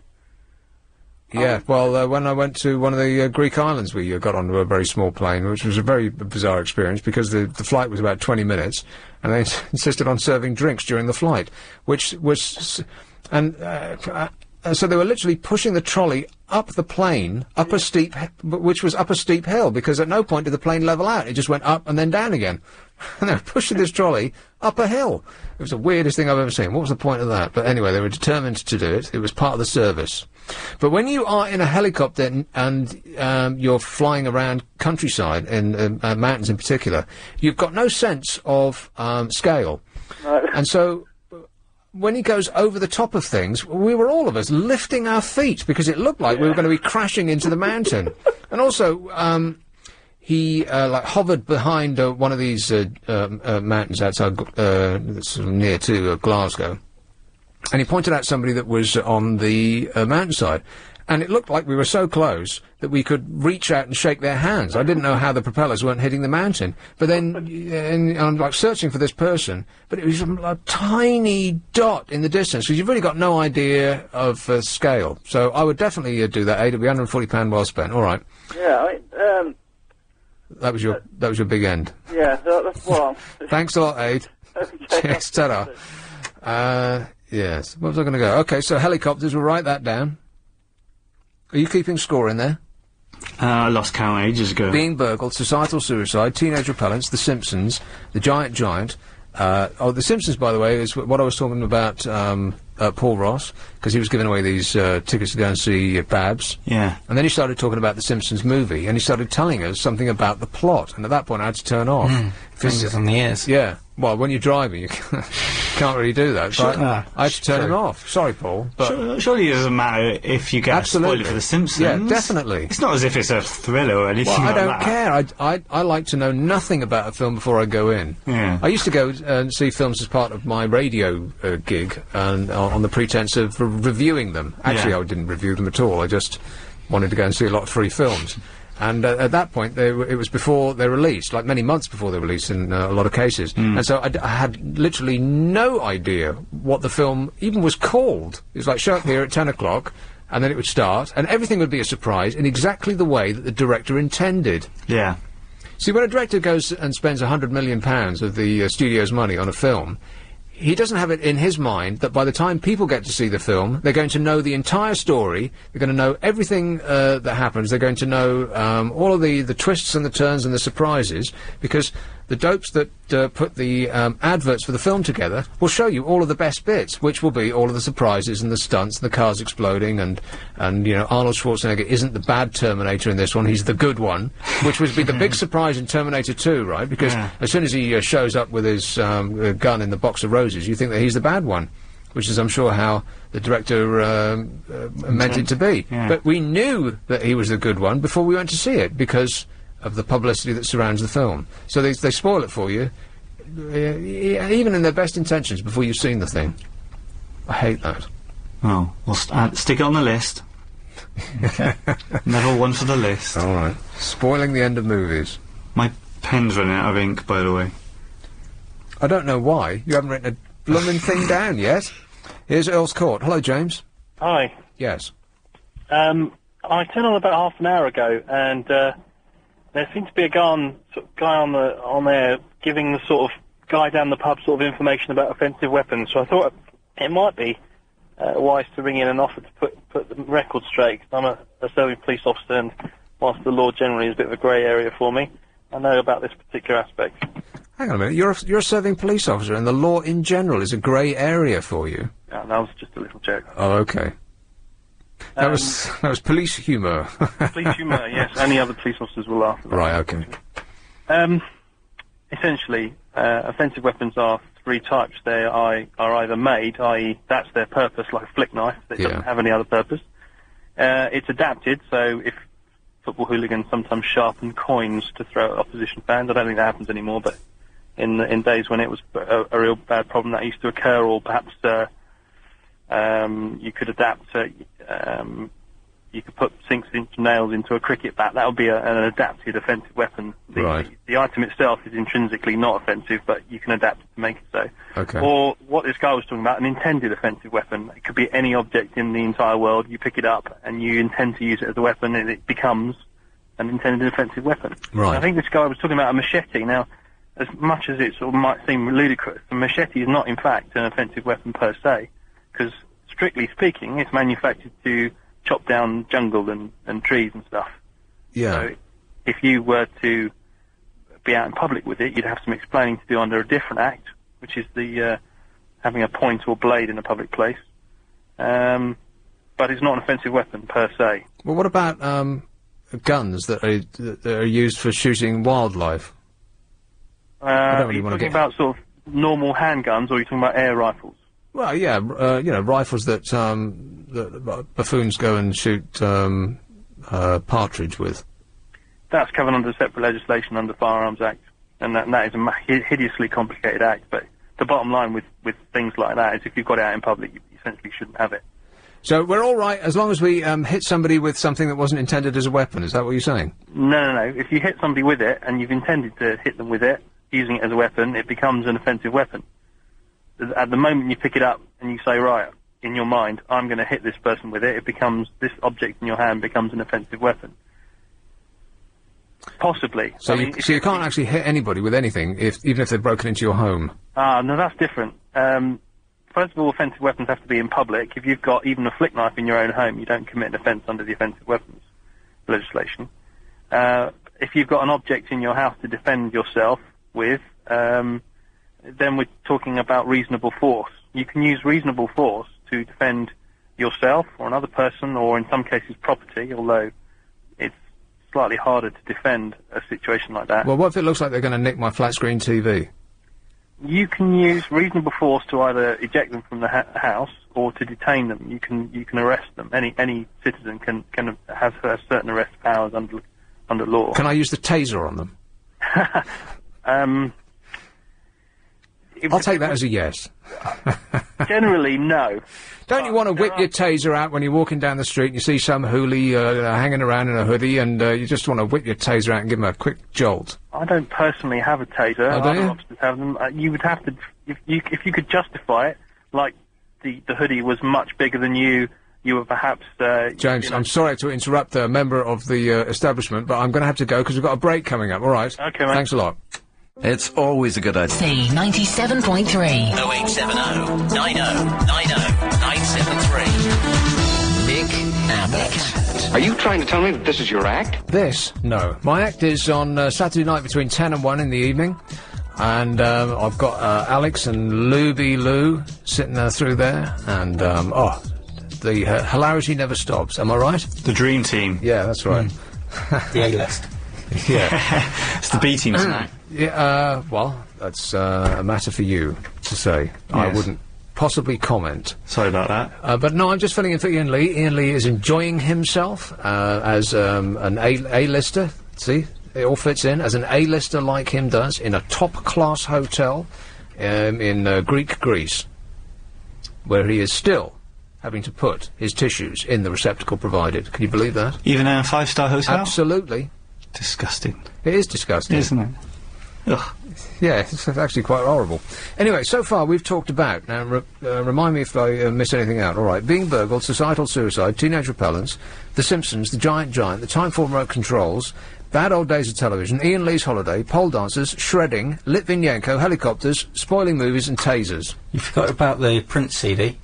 Oh yeah, the Prince CD, good man. Oh, BBC Two having a high-frequency whine. BBC Two. There's only tricks he could hear. BBC Two whining. That sounds about right. Mm-hmm, whining. Stop whining! Here is Muswell Hill. Hello, Lorraine. Hello, Nick. How are you? Lorraine, I'm great. Yeah, there's an awful lot of puffing and panting going on there. Puffing and panting? Really? You haven't even had a wrestling match with Chris. Oh, well, we've penciled that in for after the show. Oh, yeah, I bet. Anyway, shredding. Shredding? Chris, he's a weird character. Yeah, I'll say. What's he doing shredding? Which brand does he like? I don't know. There's the Brazilian and the Hollywood one. Which one does he prefer? Shredding? Well, no, get your headphones on and join in there, Chris. I don't know what she's on about. Yeah, what are you on about? Yes, he does. Shredding? Shredding. Just normal paper shredding. Paper shredding? Yeah. Brazilian? Well, What's a Brazilian shredder? I don't know, but I think I want one. Have you got a picture of one, Lorraine? Picture? I don't send pictures. What's a Brazilian shredder? What's a shredder? Hmm? It's a shredder. What's a shredder? Are you asking me what a shredder is? Is it a maximum of 5 sheets at a time? Not quite that many. Now we're back to Ian Lee's hotel room again. Yeah, we don't want to talk about that. No. God knows what's going on Awful. What are you talking about, Lorraine? Oh, never mind. Oh, never mind. Helicopters. Oh, is that what it was? Yeah, I've been in one once. How was it for you? Terrifying. Yeah. I don't like flying. You know, when you're coming down, there's only one way. You can only come down. I went in an ex-RAF pilot was flying this thing, and scared the bloody life out of it. Yeah. He really did. I mean, it's all this whooping and whining, and suddenly he said, well, I think we're running out of fuel, so we'll have to land somewhere. So he calls up one of his That's not what you want to hear from the pilot, is it? There are only 3 of us in there. Like, you're running out of booze is one thing. You're running out of fuel? Good grief. So he calls up one of his friends of these RAF bases or whatever, and we land there and fill up with fuel. I know, I think he was doing it intentionally, actually. Right. But it was good experience, though. Well, life's full of them. Hmm? Life's full of them if you're lucky. All right, thanks a lot, Lorraine. Okay. Cheers, ta-da. Booze. Let's have Elstree. Hello, Joshua. Hello? Joshua. Hi there. I'm actually more in Kenton now. Oh, right. Well, thanks for setting me straight. Just thought I'd let you know. You were talking about the embassies before. Yeah. And stuff like that. I just have a question for you, actually. Go on. I was wondering if you know, or if you could get people to call in and find out.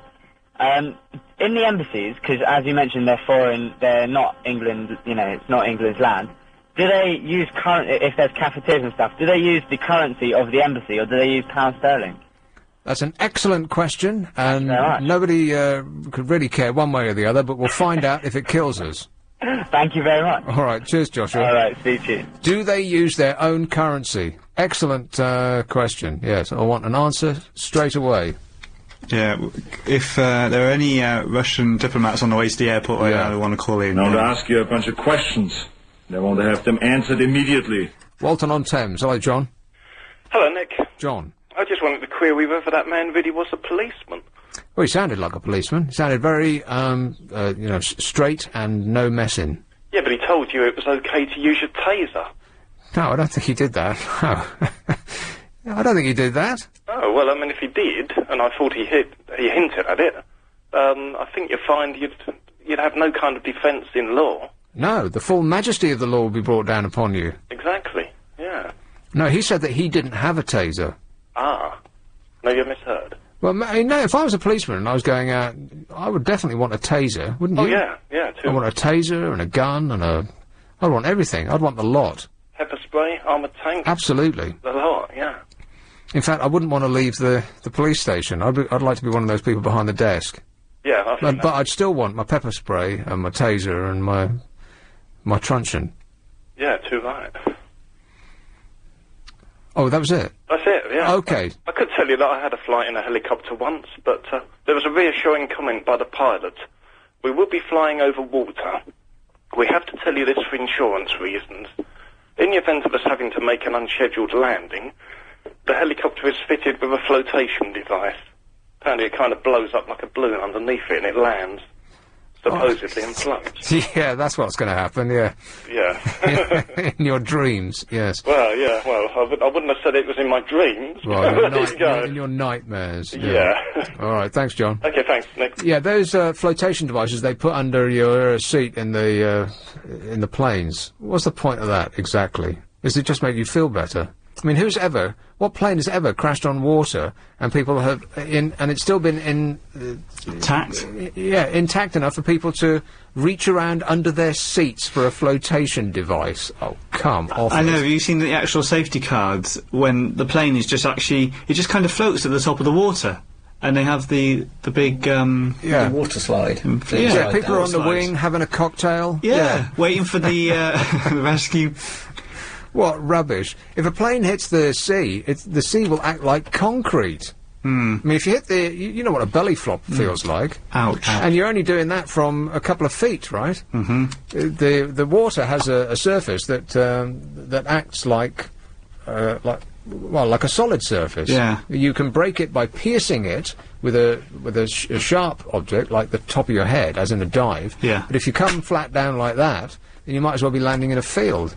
And the plane, it's like tinfoil, really. That's how thin it is. That's because it's got to be light. Out of concrete, do they? It's got to be light to fly. Yes. It's going to just crumble. So what is the point of flotation device? I mean, a parachute would be better. Parachute? Yeah. I never understand why they don't have them. I think it's because people would panic and get hurt in the crush to get out of the door, and you might injure yourself in a plane that's on fire and hurtling towards the ground. Yeah, but the thing is, if you've got time to actually jump out of the aircraft when it's hurtling towards the Earth at, 500 miles an hour? 5,000 miles a second, yeah. Fast. You know. Go on, dear, you go first.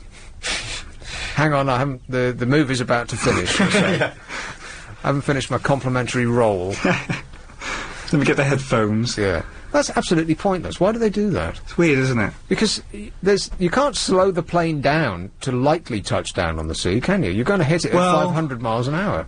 Well, saying that, if they kept the nose up, then it would just glide down, wouldn't it? Oh yeah, that'll happen. Yeah, gliding. Well, it weighs the same as a building. Yeah, but potentially that's what it becomes. It doesn't matter how big or small the object is. If it's aerodynamic, it could glide, couldn't it? In much the same way, gliders are quite light. Yeah, in much the same way as a bird could, so that it flaps its wings against its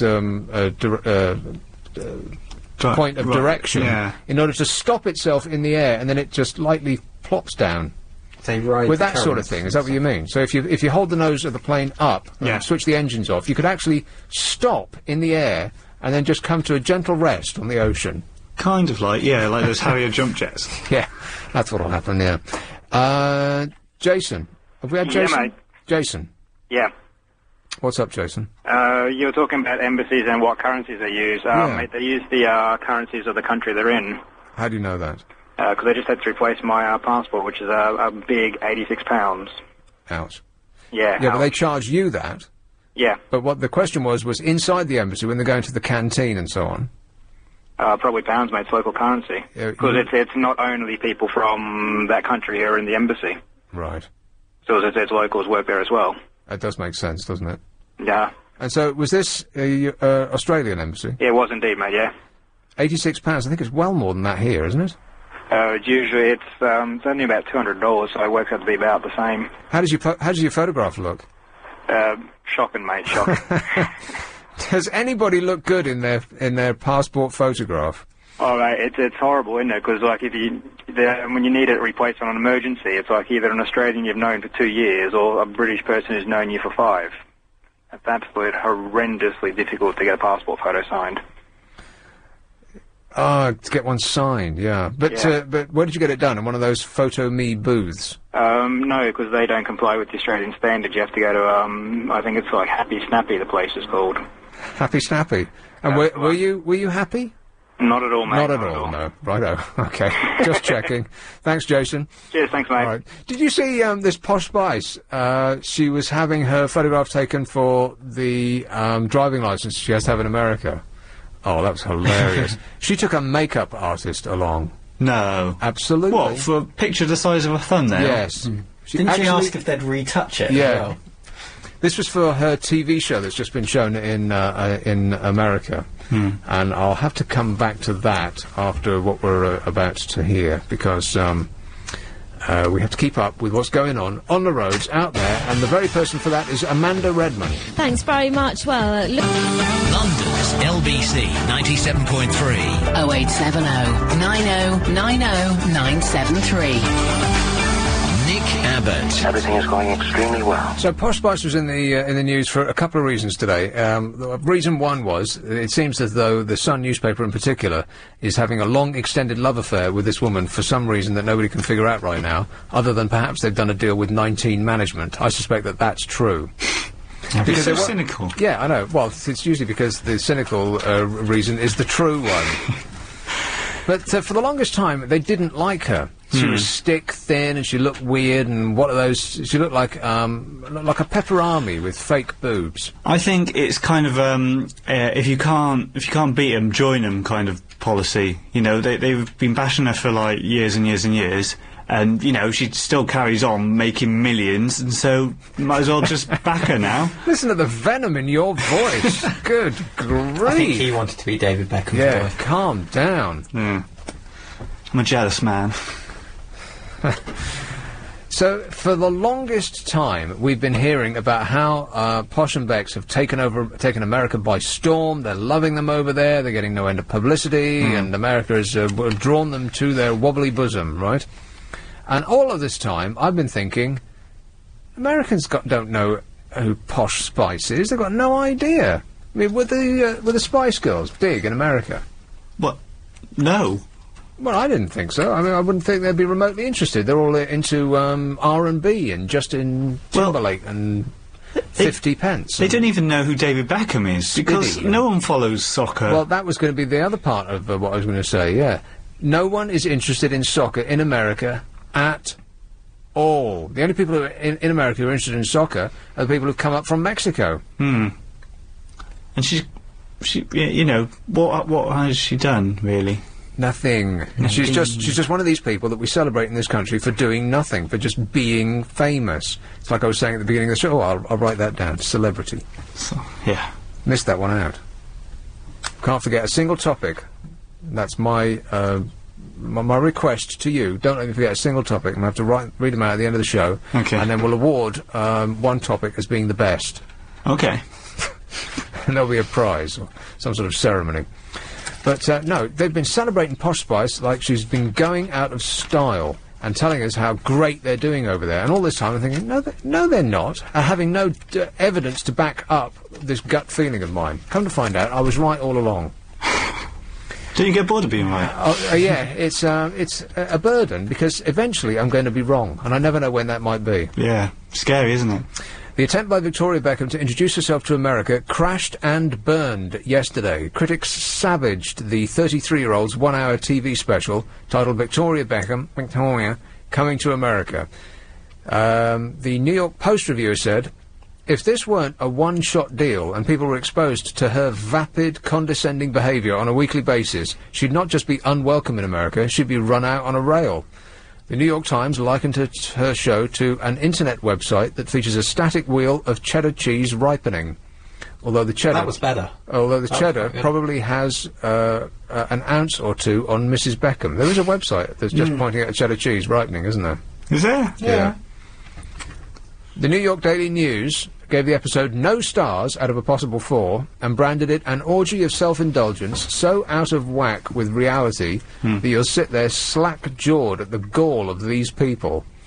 It added Beckham, who is bizarrely constantly posing even when in her own home, offers insights about how major a certain purse is or how her new phone has changed her life. The show was originally to be a 6-part series, it says here, following David and Victoria's move to America, for which they were to have been paid £10 million. But Victoria claimed David's recall for England gave them less time to be together for the show, and producers cut the deal to one special episode. And you know what? I don't believe a word of that. I read in another newspaper that the reason that it was cut to a 1-hour episode was because they didn't have enough material to do a 6-part series. I don't believe that American TV ever wanted a 10-part series of these people, because who the hell are they to Americans? They've got no idea who they are. They're showing it here, though, aren't they? This is what it is all about. None of this is for America, it's all for here. Yeah. All of the publicity that they're trying to drum up in the States is not for America, it's just to re-establish the brand here. But why would they want to, like, show the audiences in the UK, look at us going off to the States and, you know, leaving all you suckers behind. But because it's just another tale to hang on a television programme. I mean, we've already had them, I can't remember what the last programmes were about. It was just following them around, really, wasn't it? Oh, it's me lovely house, and, you know, what they were doing. Well, now, the TV programme, which I absolutely guarantee will be shown in this country, if it already hasn't been, probably not, right? Because we've heard about it. The States get it first. Yeah. But they showed it over here, but they made it for over here. Now, you can call me cynical up and down all you like, but I bet that that's the truth. And that there was no 10-part series and £10 million. It was always going to be just a one-off. It was going to get that they made for this country, with perhaps the outside hope that America might get interested. But really, you know, I mean, they got no end of ditzy bimbos over there. No offence. I thought they were going to become actors. I don't think that that's even remotely possible, no. Did you see that Spice Girls film? No, me either. But I saw enough of it on clips to realise that she ain't no actor, and neither's he. Right. Yeah, I read something that they both wanted to become actually Hollywood actors. Right. Yeah, that's going to happen, definitely. And the other thing that she was in the papers for today was saying... Hang on, I'm sure I've got that here somewhere. But actually, if your neighbour is Tom Cruise, you know... Surely you can get you... some of that stardust is going to rub off on you? Well, you know, maybe you could offer you a background role. Extra number 67. Just don't say anything or turn to the camera. Yeah. Victoria Beckham has told Paris Hilton to posh off after hearing the jailbird heiress wanted to be best mates. Posh Spice, 33, told a pal over my dead body. We couldn't be more different. You won't catch me falling out of nightclubs with no knickers on, she said. Well, they're not that different, really, because when was the last time you saw Posh Spice looking anything other than a hooker? She dresses like a Brazilian transsexual prostitute all the time, doesn't she? With the high heels and the short dresses and the plunging necklines and the weird hair, and it just always looks like a hooker to me. Well... Isn't she just following the latest fashions? If she was your mum, yes, how would you feel about her appearance? Well, you'd want to hold your face in your hands and just hope that it went away. You'd be so embarrassed you wouldn't want to leave the house. I'd be worried that my mates might fancy her, you know? Right. Not in Hollywood, though. Everyone looks fabulous, particularly where they live. They've been plucked and pumped and lifted and sucked and... Pulled and pushed. Pulled? Pulled.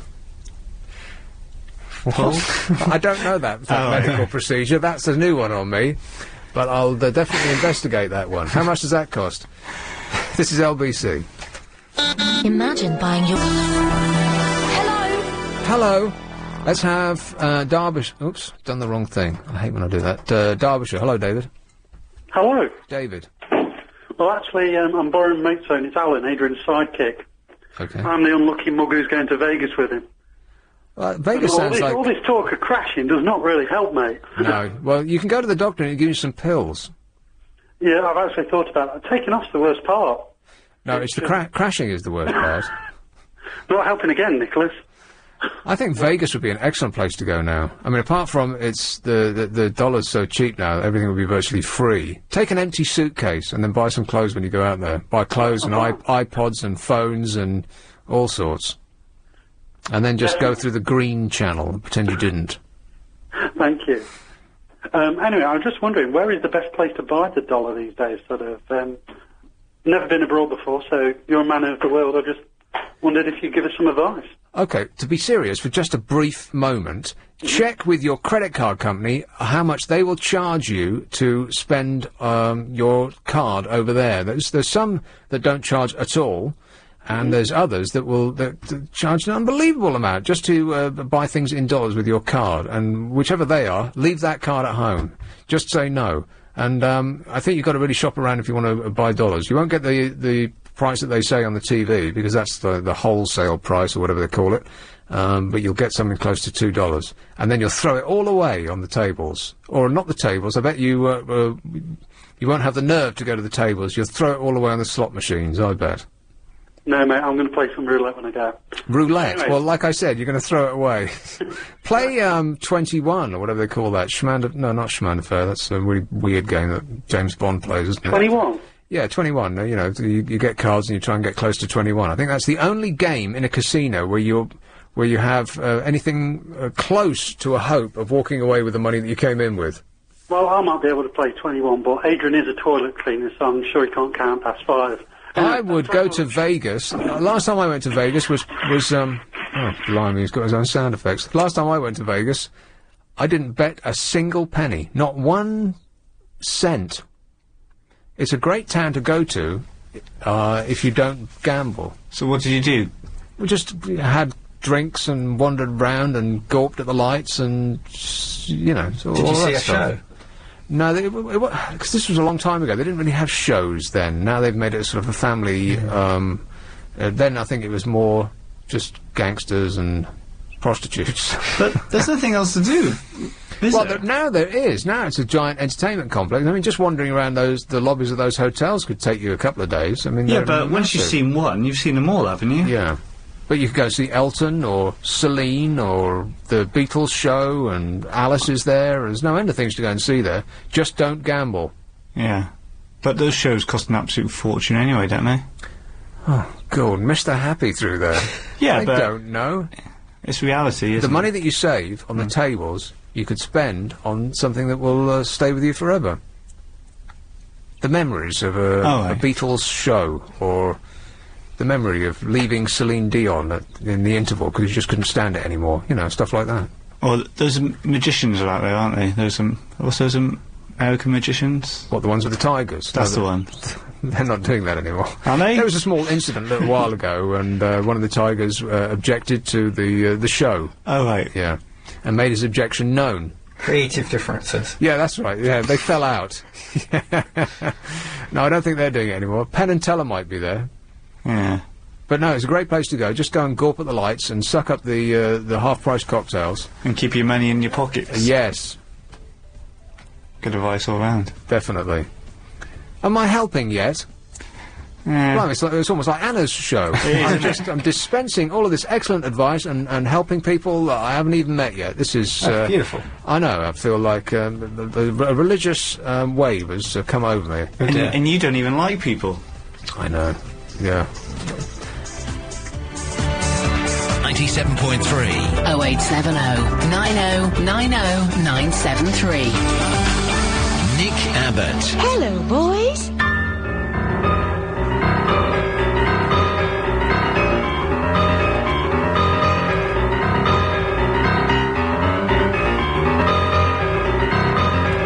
I would like to register a complaint. That bloke on the news, the expert that was... Specialist. Yeah, is that what he was? Right. Yes. He said, if there's somebody in your house intent on stealing something but not doing any harm... What? Well, excuse me, but that is harm. What the hell's he talking about? If they've been making off with my knickknacks, how is that not harm? Stealing my DVD player. That's just a ridiculous thing to say, Maybe isn't they it? think that they're doing you a favour or something. Not open season. Get a new one, then. Anyway, I don't want to retread that ground again. And the other thing that I would like to register a complaint about... Well, what is chow? There was, they said that they'd had an online survey by Chow, which said that Greg Dyke would be more popular than Boris Johnson as a candidate for London Mayor, and that Ken Livingstone was 9 points ahead of Boris, said the survey conducted by Chow. What's Chow? It probably stands for something, doesn't it? It's spelt like, You're very close to the mic and you're peeking. ciao in Italian. Ciao? You know, C-I-A-O. So Oh, is it? hi in Italian. C-A-I-O. No, C-I-A-O. C-I-A-O. Yeah, ciao. Ciao, Bella. Yeah. It must stand for something, some organisation. I bet you that last O, it stands for organisation. I bet it stands for O. Da, da, da, da, da, da. Oh. But that's a ridiculous thing to say. Had Greg Dyke... Oh, yeah, Mr. Popular. Hands up anybody who would vote for Greg Dyke. I mean, Yeah. But does he have a vote? The guy who screwed up the BBC. That Greg Dyke. But he's not running, is he? No, but they're saying, despite the fact that he's not running, he's still more popular than Boris Johnson. That's just a preposterous thing to say. Yeah, exactly. But what's the point? Because that's like saying, I don't know, Tony Blair would beat him. Even though he's Tony not Blair running. would beat him. Do you think? Yeah, must do. I bet he would. Yeah. But there's no point just saying, oh yeah, he's going to be. You know, even if he was running, he will beat him. Missing you already, Tony, aren't we? No. The new guy's too scary. Hey, we've got how low? Oh, let me just take this one first. He's been waiting for the dog's age. Solomon, hello. Hey, Nick, how's that memory bearing up? Bearing up. Go on. Anyway, that clip, doesn't it wind you up? You know, this so-called expert. That's one of the silliest things I've ever heard. Someone's broken into your house and is not doing any harm. What, just lounging around, are they? Yeah, well, let me paint a scenario for you. I've come home from a long day shooting, and I'm quietly cleaning one of my guns, and someone crawls through my open window. Yeah. And just out of shock, I drop my gun. That goes off, which is unfortunately pointing in the direction of his face. Oh dear, what a pity, never mind. Well, I mean, where would I stand? I mean, you know, would it be You would stand in the dock to receive the full majesty of the law. That's where you'd stand. What a bloody liberty. Isn't it? Absolute liberty. Anyway, aircraft life jackets. Yeah. Do you know what they're for? To make us feel better? No, they're there in the event of an emergency landing over water. I mean, there ain't much chance of any survivors. No. So they need some kind of device to find you, partially or if intact. That's not why they're there. That's why they're there. That's what my flight instructor told me. They put flotation devices under your seat so that they will rise to the surface so they'll know where the plane has gone down. No, we used to find the bodies. A better chance of finding the bodies. It's the same scenario with the crash position. Oh, I see. You know with the crash position, Yeah. that's not to protect you, that's just for identification purposes after the event. Explain. Well, when in an aircraft crash, there's bound to be a fire or, you know, severe facial damage. So what they do, they ask you to protect your face, to lean forward into your knees. You know, to assume crash position. So they can identify you facially afterwards? Afterwards, yeah. Well, I accept the first one, because you strap this flotation device onto yourself, and then when the plane goes down, everybody dies anyway, but your lifeless body will continue to float, and they'll be able to pick you up and you know, bury you on land. So that makes sense, but I'm not sure about the crash position thing. Now you're really starting to upset us, Solomon. No, it's true, it's what my flight instructor told me. Right. Okay, was he drunk at the time? No, she was asleep. Asleep? That's what you want from your pilot, isn't it? That's exactly what you want from my pilot. Especially when she's teaching you to fly. Yes. Poor girl. All right, thanks for the bad news, Solomon. Cheers, mate. Bye. Ta-da. Hey, we've got a How Low auction going at the moment. As we did yesterday, in fact. We're giving away stuff like we've lost our minds on this station. I know, it's pouring out the cupboards downstairs. Paul is giving away tickets to go and see the Simpsons movie tomorrow. Yeah. How, by the way, can you hear us when you've got your head... This is one for the radio nerds. How can you hear and talk through a mic without your headphones on? Who's doing that? What, me? Oh, because I have the volume way up, so I can still hear it. Yeah, but how does it not howl around? I see you do it, and I don't know how you do it. How do you do it? What, like that? Yeah. Because I can because my volume is so loud that I can still hear it out of my out of my headphones, even when they're not just on around my neck. Oh, okay. But how does that sound not howl around through the mic? Net nerds are like radio nerds are keen to know. Because if you put your headphones near the mic, yeah, if I come closer, it'll howl. Ready? Like that. There you go. Yeah. I just got to keep my distance. That's all. Okay. There's a fine line. Yeah. Between love and hate. Yes, we have a How Low auction going on at the moment, and due to popular demand, we've got another one of these Nokia N95 phones, which are fantastic. Can I have one? I'm talking to you personally. Can I have one? No. It's a reverse auction, so this is a very expensive piece of kit, and you could get it for literally pennies. It's the phone with a high-quality camera, as good as most standalone digital cameras. It's got the lot, this thing. It's got video recording. It's got built-in GPS navigation. In fact, it's got a better GPS navigation thing than that iPhone thing that they're selling in America, which I think has just got maps. This will tell you exactly where you are and will talk to you like the GPS device in your car. How fantastic is that? It's brilliant. What do you mean, but? There was a but in there. No. There was a brief but. I'm no. sure you said but. It was a brilliant. Oh, it was a brilliant. Yes. But brilliant. Yes. But brilliant, like that. Yes. You can also get connected to the internet via Wi-Fi. It's got an MP3 player, as you'd expect, 5-megapixel camera with a Carl Zeiss lens. It's really like a computer, a music player, a camera, and a phone, and a GPS device, all in one. Isn't that incredible?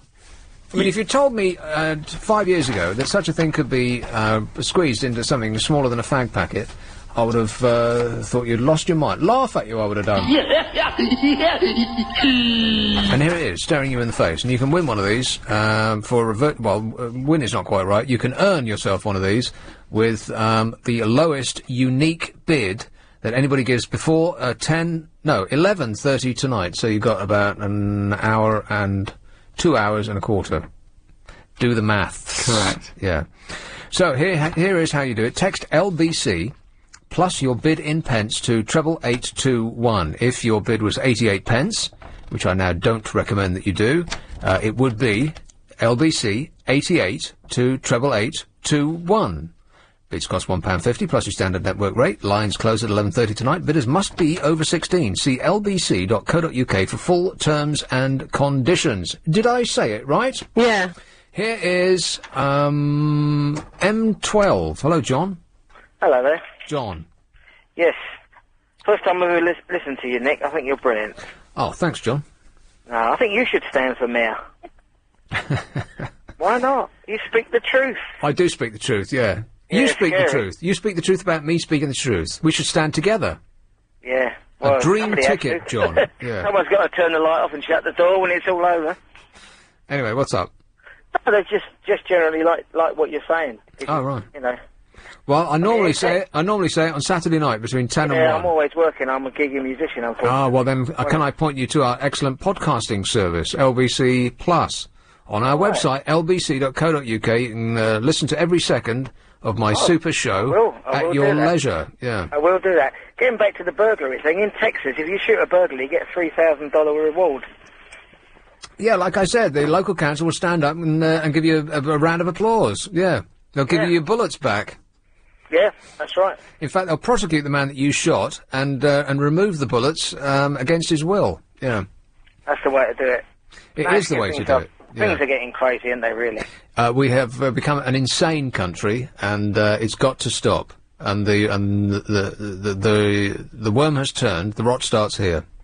Well, I hope so, but, you know, as soon as anybody says anything like what the way we're speaking now, then, oh, no, you must be a Nazi, you must be Genghis Khan, you must be...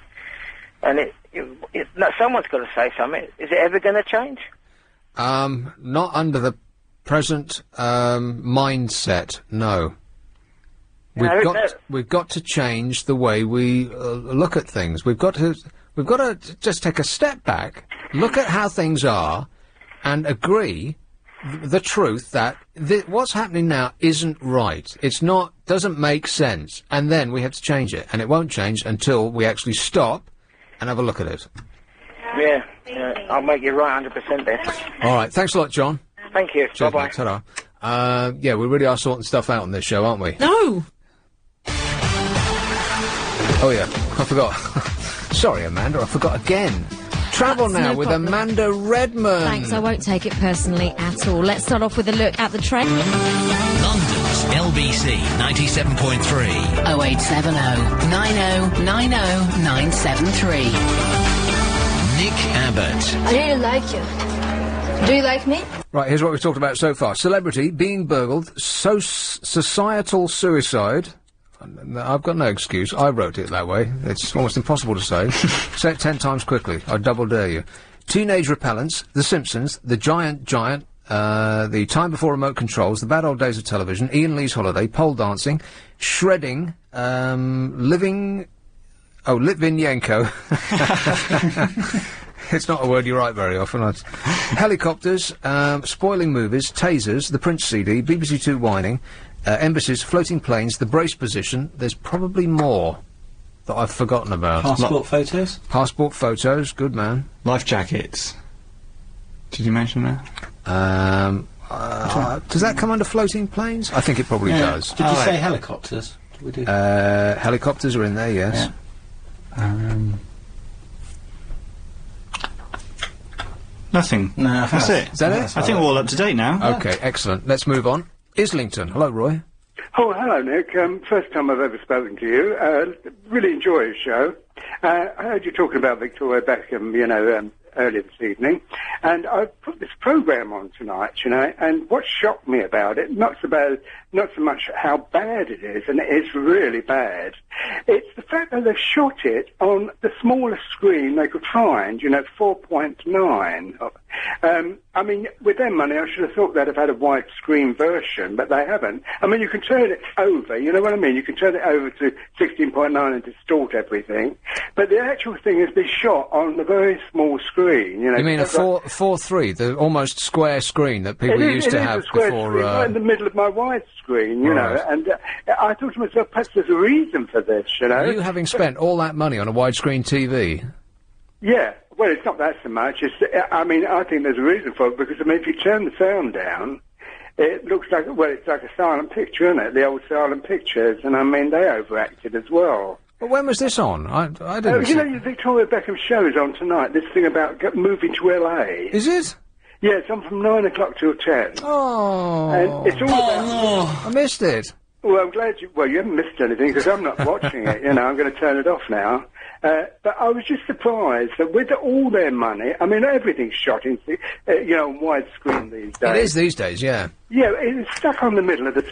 And perhaps there is a reason for it, because if they expanded the screen, made it the full screen, it would really show it how bad it is, Mind you, any programme that you see from America, like sitcoms and all that, they're all square, aren't they? They don't fill the screen. Don't they? Or am I just watching old sitcoms? It probably is. I tend to watch the same old things over and over and over again. Oh, I don't know. Most of the stuff that, most of the regular stuff is always on widescreen. Yeah. And this is really supposed to be a documentary, and we're supposed to laugh as well, which, it's not really very funny anyway.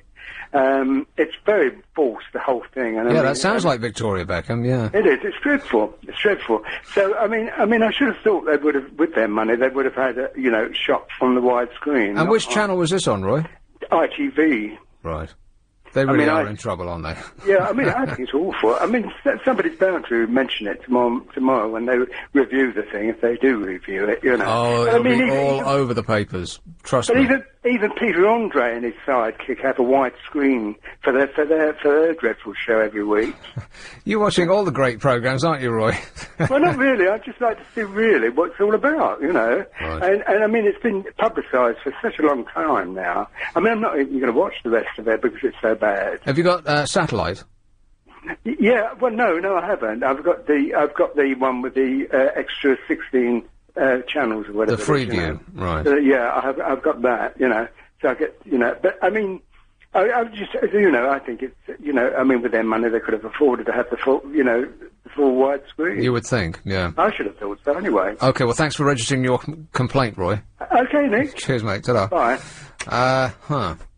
ITV, eh? I can't believe that it was on tonight and it wasn't full of adverts in the paper for it. They're getting a lot of free adverts just by being, but you'd have thought our news would be saying it every 5 seconds. Well, I'm surprised that it's come to this point. The programme's actually on. It's either on now or it's over. But we've come to the point when it's on, and nobody knew that it was on. Don't you find that a bit surprising?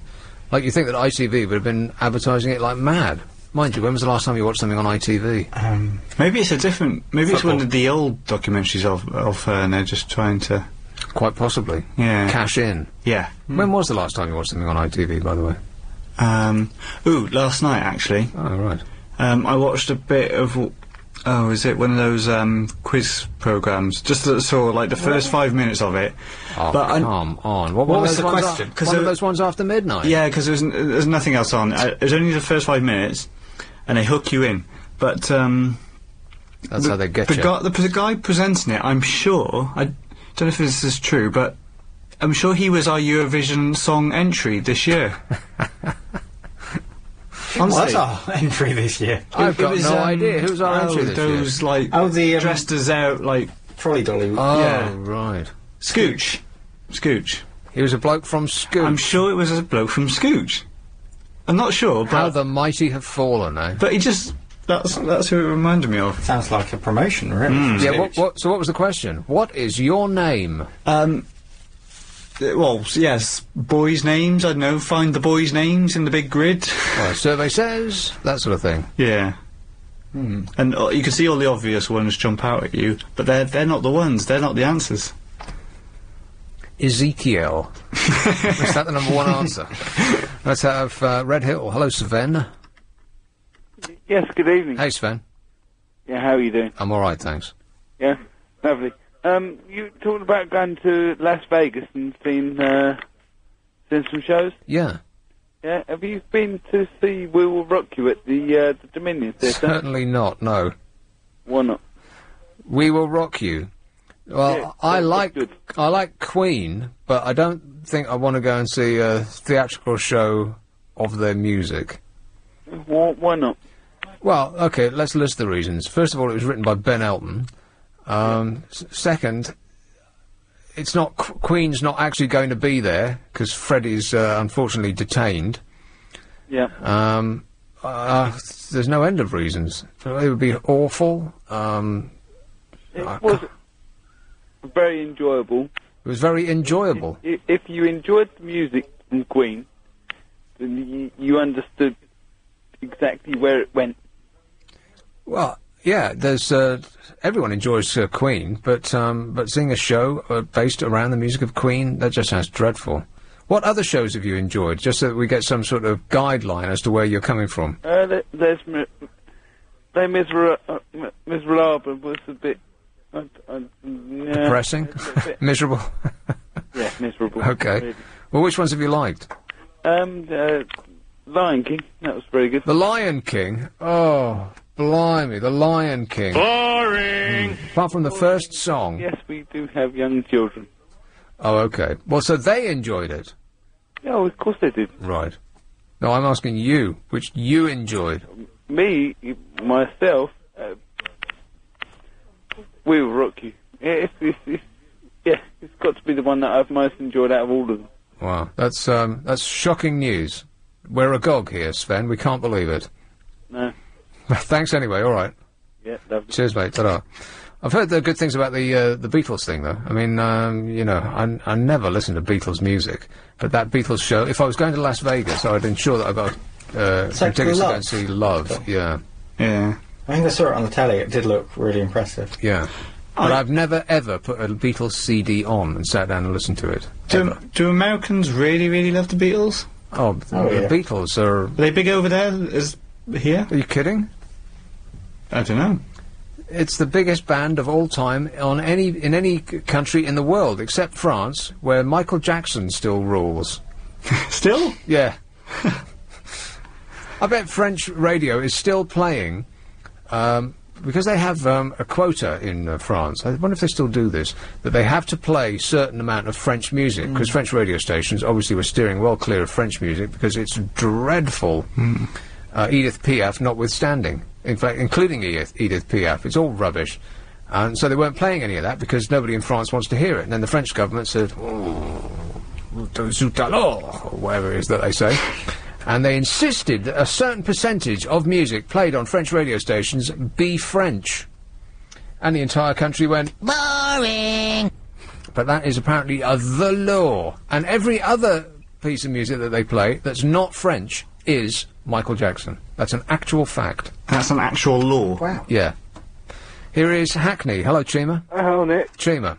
How are you? Good, thanks. Yeah, sorry, actually I was a bit scared of talking to you. You what, sorry? I was a bit scared of talking to you. Scared? Yeah. There's nothing to be feared. I'm sorry. Yeah, sorry, I wanted to talk about, sitcoms. Yeah. Has, anything from a sitcom, like, rung true for you in real life? Has anything from a sitcom rung true for me in real life? Well, I'm going to throw this back to you because you must have something in mind. Yeah. Go on. You know, 2.5 Men? No. The Charlie Sheen comedy. Right. See, the words Charlie Sheen and comedy, it seems like they just don't sit in the same sentence. Yeah. Yeah, there was an episode where, Charlie Sheen's brother's wife was, shouting at Charlie Sheen down the phone. And, at the end of every sentence she said, he would say, I understand. But he wouldn't understand. Right. And that would, eventually shut her up. Yeah, well, it would. Yeah, but, I did that in real life, and, yeah, I found out it worked. Really? And who was shouting at you at the time? My best friend. Right. Yeah. Well, it does work, yeah. You don't have to actually agree with anybody, you just have to... It's like if your boss says something, you know, preposterous, you just have to say, you're absolutely right. Whereas your mind is just screaming. If you just, like, nod and say, yeah, I couldn't agree more, then you'll get out of there without being fired. Mm. That's a good tip for life, Chima. Okay. Sometimes TV does come up trumps. Yeah, all except for that Victoria Beckhams thingy. Which didn't. Oh, it's horrible. Right. You're very self-indulgent. Yeah, well, you know, that is Victoria Beckham. Yeah. Thanks a lot, Chima. I understand. London's LBC 97.3. 0870 90 90 973. Nick Abbott. I enjoy working with people. So far, we've talked about... Fill me in if I leave any gaps. Of course. The mayoral race, Posh Spice, TV quizzes, Scooch, sitcoms, passport photos, the brace position, floating planes, embassies, BBC Two whining, the Prince CD, tasers, spoiling movies, helicopters, Litvinenko, shredding, pole dancers, Ian Lee's holiday, bad old days of television, the time before remote controls, the giant, The Simpsons, teenage repellents, social suicide, being burgled, and celebrity. It seems like hours ago we were talking about teenage repellents, didn't it? Doesn't it? Well, it was hours ago. Days. Yeah, you're quite right. It was hours ago. What a ludicrous thing for me to have said. But no, it does seem like a long time ago, doesn't it? Yeah. Well, it's because we fitted a lot in. It's amazing what you can fit in 3 hours. Yeah. And yet say nothing at all. Yeah. And be non-productive whatsoever. ITV? Oh, yeah, no, ITV. I'll put that under TV quizzes. Okay. So, do you promise that you only watch the first 5 minutes? Yeah, I promise. I have in the past got sucked into them and for like a good 45 minutes. But it took me that long to realise. I thought because I was amazed at how much they were just talking. But yeah, then I don't know how they keep it up. But if you do watch for a certain length of time, you'll realise it is the same spiel over and over again. Right. So it's not that clever. As long as you like rehearse a little, few pointers. Yeah. So it's not like this, like the 40-odd topics that we've covered so far. No, because you're just giving out the same information. We could just talk about one topic and just for the whole night. That's easy. Boring though. Have you heard about that thing that they've got that sounds like a mosquito that repels teenagers? Really? Tell us about it. I know. What's that for? The weather. Good grief! I've got this thing that I clipped out, and I wasn't going to talk about it, but this is getting old, isn't it? What, the weather? Yeah. How can the weather get old? I'm actually getting quite upset about it. What, that you're not having your summer that you deserve? Yes. Oh. But the thing is, it is here. We've got the heat. The heat's here. See, that's not what... this is not heat. It is heat. Not really. It's not what I would call heat. Heat, to me, is when you find it difficult to move, it's so hot. Well, that's when it's hot. I couldn't sleep last night because of the heat. Oh, poor baby. Stop whining. Seriously, I had to get up. And watch TV? For a little bit, yeah. Did you go back to ITV? No, it's finished. Did you try opening the window, perhaps? Yeah, that actually lets the warm air in. It's better to keep the windows closed. Nonsense, boy. Honestly, it's warmer outside than it is indoors. Well, only if you live in a basement. Yeah, it's kind of like a loft conversion. That just, Oh, he lives in a fancy loft conversion, does he? Yeah, which means it's the space of a loft. He's actually just in the attic of a house. Yeah, that's pretty much it. It's not as fancy as you think. I think what a loft conversion means is that the kitchen's in the living room. That's what that means, isn't it? It is. It's yeah. And they haven't bothered to put carpets down. No. That's pretty much what that means, isn't it? Yeah. Our dismal summer, it says in the Super Soaraway Express today, is set to turn fierce and tropical with a barrage of hailstones, thunderstorms and tornadoes. You know what? I wouldn't mind seeing the hailstones, the hailstones come down again, because that was actually quite exciting. Is there any sun in there? No, there's no sun. No. It's not that tropical.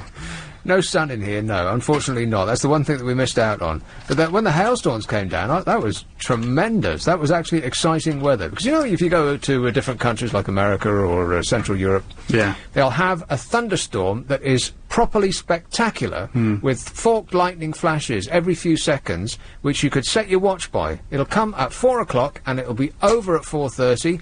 And then the sun will come out and the steam will come off the pavements and everything will be dry half an hour later. Brilliant. Florida's like that. Exactly, yeah.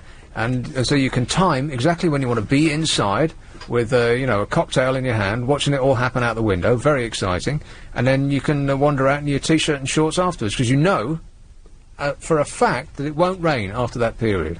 I know. We went to the one of the big water theme parks in Florida years and years ago, and it must have been around 4:30 that all the lifeguards got everyone out of the pools. Really? Yeah. Because it was just, it was too dangerous to be in the water. Just dicing with death. Would everyone in a pool be zapped if... Well, it was fork lightning, I suppose so, yeah. So, if it struck... Anyway, we haven't got any of that to look forward to. Right. For the rest of the week, any respite from the rain will be followed by... showers. Oh. More unsettled weather. The Met Office last night issued several severe weather warnings as further heavy rain moved into western areas. The latest depressing forecast promises more violent downpours and electrical storms after weeks of near non-stop rain. I have never known anything like it. This is not what we were promised with global warming. I want my money back. Yeah, I'm not satisfied. I don't mind the rain if it's as warm as it is at the moment, though. I do. But it doesn't matter, because you just dry off within, 20 minutes. If it stopped, you would, but it's not stopping, is it? It stops for a minute, and then it'll come on again, and then there'll be another downpour in half an hour, and then an hour later, here it comes again. Yeah, but at least it's warm. It'd be horrible if it was just cold and wet. You were just complaining about it being too warm. You are so contrary-wise. Yeah, but that was just too warm in the flat. I'm talking... outdoors, you can cope.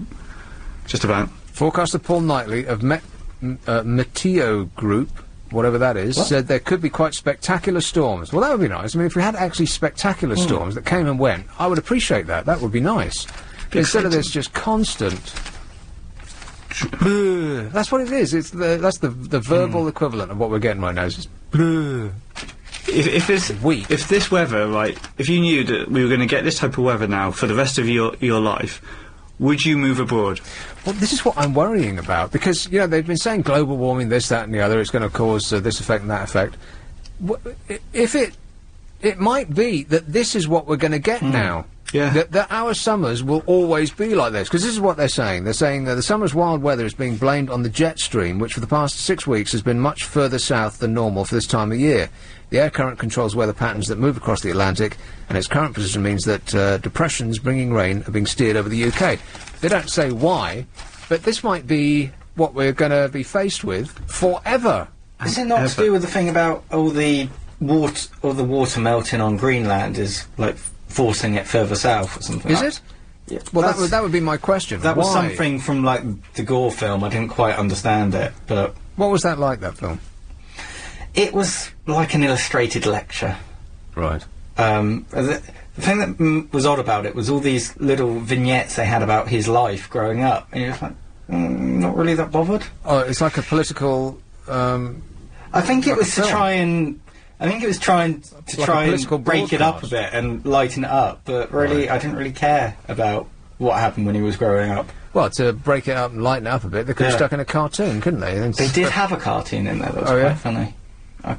It was a cartoon about Mr. Sun Rays coming to stay in the Earth, but then they hung around for too long. I think I'll wait till it comes out on TV. Yeah. I'll get the DVD. The DVD. It's already out on DVD. Oh. Is it? Yeah. Oh.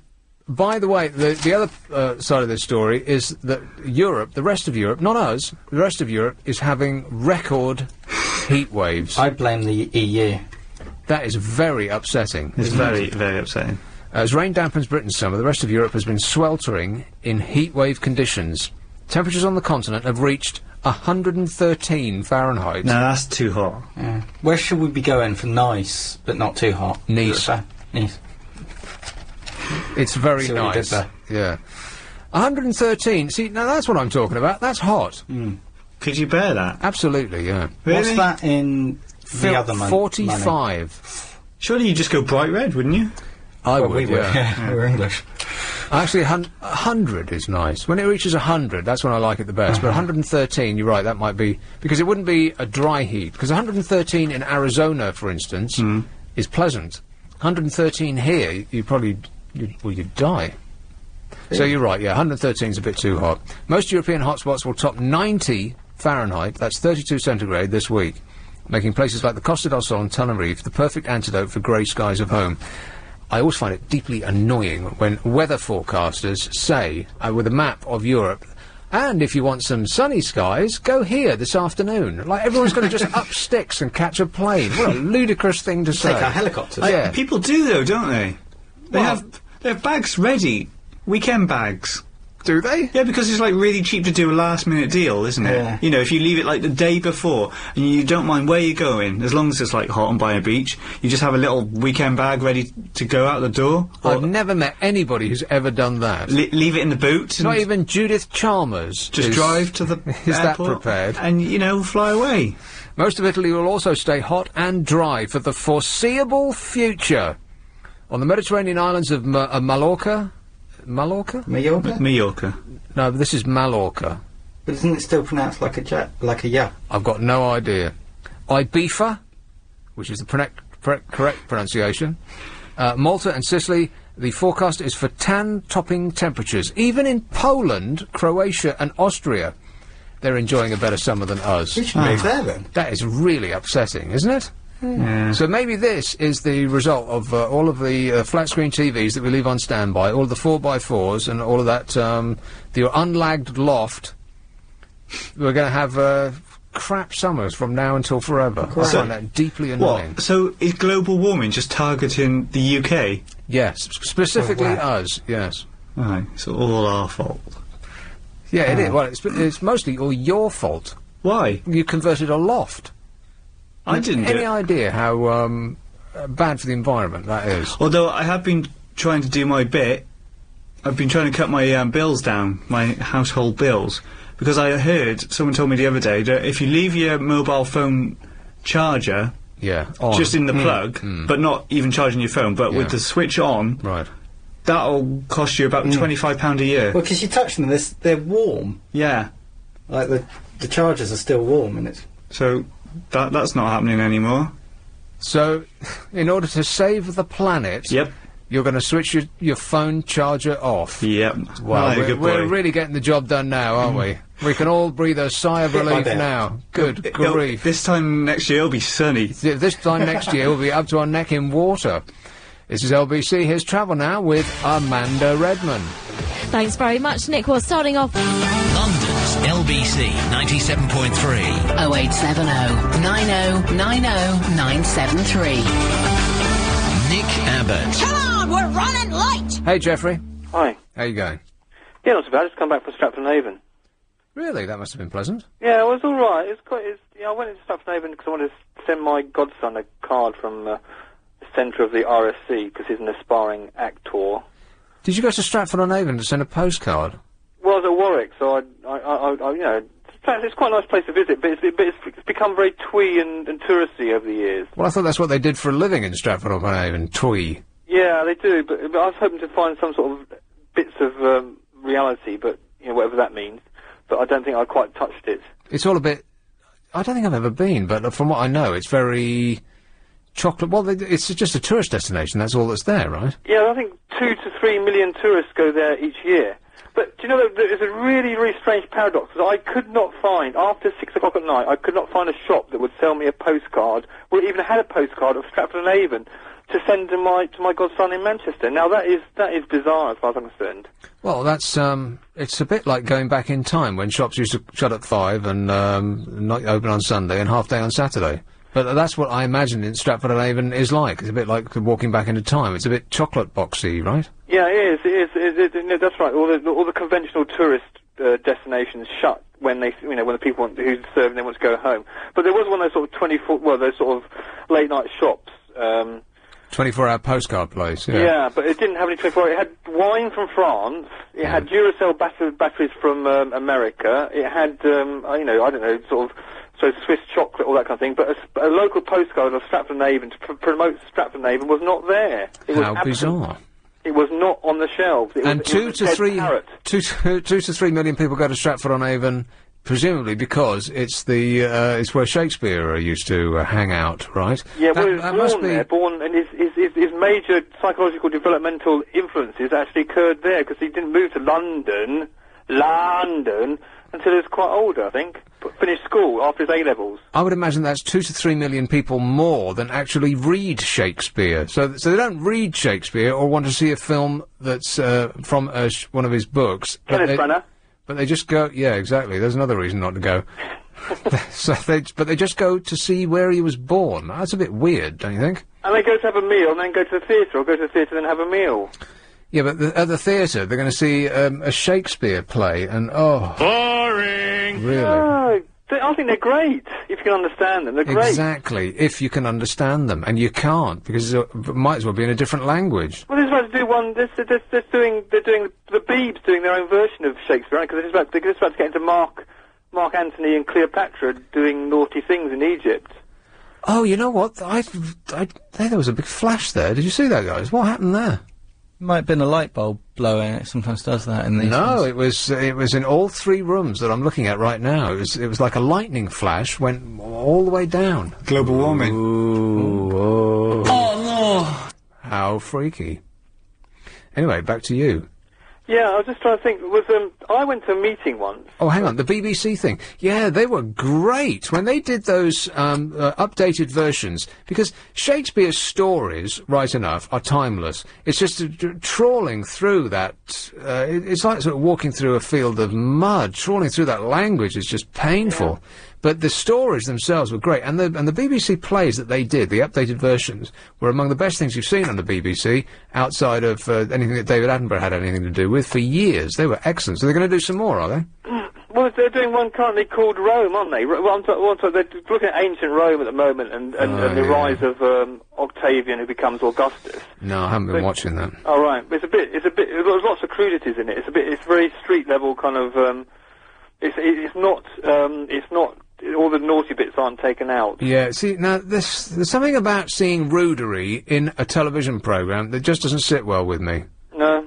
I mean, I don't mind rudery, and I don't mind television programmes, but when you put them two together, there's just something wrong there, I think. Well, I don't think Mary Whitehouse would have approved this current production of Rome by the BBC. Right. But well, the old bag has got no say anymore. Yeah, but they say it's artistically sound because it's justified by the fact that all that naughtiness and murder and mayhem and rape and pillage actually did go on at the time, so... Well, people are raping and pillaging and naughtying up themselves all the time anyway. That doesn't mean that, in Coronation Street they're doing it.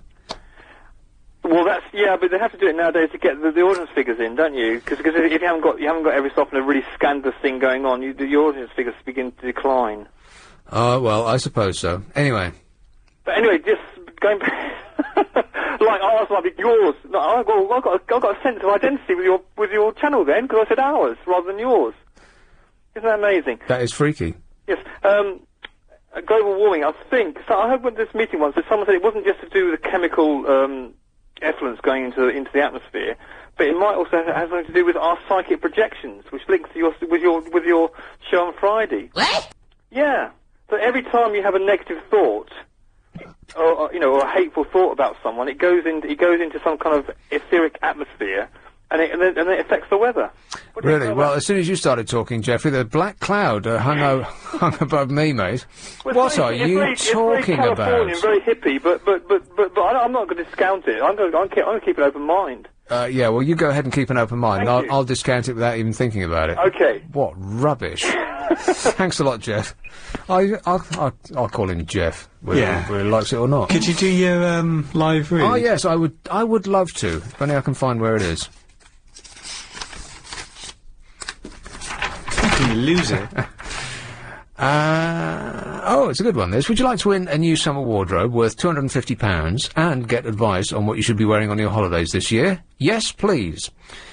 Says the audience as one. LBC's Jo Parkinson, together with Dorothy Perkins, has got all of the answers for you in a special podcast. She's got loads of handy hints on what are the big fashion trends. If you're heading to the beach or on a city break, you'd have to be heading to the beach in a different country, right? Download the podcast now on our website, lbc.co.uk/Dorothy Perkins. And you'll also get the chance to win a £250 shopping spree or one of 5 £50 shopping sprees at Dorothy Perkins. It's lbc.co.uk/Dorothy Perkins. Need help quitting smoking? Scared? Some nobody. What? Clay Hall. Alan. Hello, Nick. Alan. Hi. You hear about this global warming, you mustn't leave your tent on stuff. What about all these lampposts that've got lights on the day and all night, and no one's going down that way? What for? I mean, I go on the M25, there's no lights, and it makes no difference. You've got all these lights on burning away. Well, yeah. The thing with street lights is that they usually light the sky just as much as they light the streets. They should get lights that actually just light down, not up. Because if you see a photograph from space of the country at night, I've seen it. It's all we're ablaze, which is ridiculous. I mean, apart from it's wasting a giant amount of money lighting up the sky, you're also taking away the pleasure of seeing stars. When was the last time you saw a star? Oh, I do see stars, but only when you get whacked in the head. Right, yeah. the Florida, when we went to Florida and we had this bolt lightning, we were told to put our shoes on, not to touch metal, or not to touch one another. Not to touch one another? That had nothing to do with the storm, that's just the law in Florida. All right, thanks a lot, Alan. Thank you. Cheers, Bye. ta-ra. Yeah, no touching in Florida. Don't touch me, or I'll kill you. Here is Waterford. Hello, Andy. Hello, mate. How are you? All right, thanks.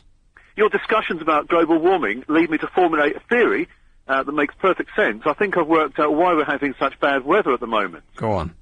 Well, you know, France has got quite nice weather at the moment, and Portugal has, and Spain, and all those countries don't give a damn about global warming. They're all driving around in them corrugated iron cars with smoke belching out the back, and there's smoke coming out of all the chin. They don't give a damn about that. But here, we're worried about it, and people are unplugging their phone chargers, and, you know, they're using, not using gas guzzling cars and that. And this is a country that's got bad weather. You might be onto something there, Andy. We need to emit more smoke and cause more global warming over the UK. I will be at the forefront of that push. Absolutely. I offer myself as a leader for this new movement. It makes perfect sense. I'm going to leave everything on standby all the time. In fact, I'm going to put the toaster down even when there's no toast in it. It's warm here now. I've got all the heaters on in the house. Good idea, yeah. Yep. It's July. Yeah, all right. Thanks, Andy. Good night. Cheers. Yeah, that's a very good point. Be interesting to see what happens. France, every single person in France is busy smoking their face off while they sit in their 2 CVs, belching smoke out the back. They don't, they put it on their driveway and leave it running. That's how much they don't care about global warming. I'm totally making this rubbish up. But it's entirely possible. What, so if we all move to France, it doesn't matter anymore? No, if we stop caring about ruining the environment, we might get better weather. Because this is what we were promised when people started laying these scenarios of doom on us, that it was going to be hot, and there was going to be no rain, and it was all the plants would be parched, and there were going to be hose pipe bans and all the rest of it, right? What a load of old rubbish. It's never been wetter in anybody's lifetime, has it?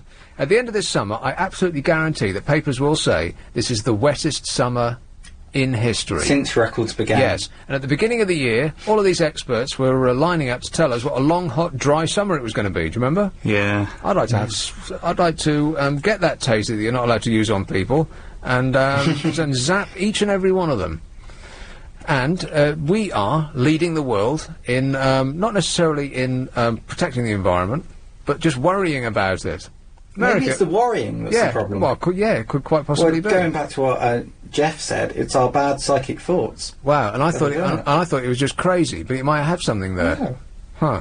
I just think the world will correct itself. Well, I'm with you there. Yeah, I mean, it is a giant planet, and the weather is so very complicated. We can't really figure out what's going to happen from one minute to the next, let alone the days and months in advance. And it has corrected itself over the years. It has received giant hits from space with asteroids. Even before we were around. There's been we used to. That did wipe out the dinosaurs, though. Yeah. Yeah, that's right. And thousands of years, I don't know exactly how many years ago, but I'll just make a number up. 32,000 years ago, there was 100 foot of ice where we're standing right now. Right. And now it's just no end of lovely. And so, yeah, it does correct itself in the end. All we'll have to do is wait another million years. I'll go home and plug my phone charger back in. Yeah, good man. See you there. Wet your fingers and stick them in the socket. See what happens. All right. This is LBC. Clive is next.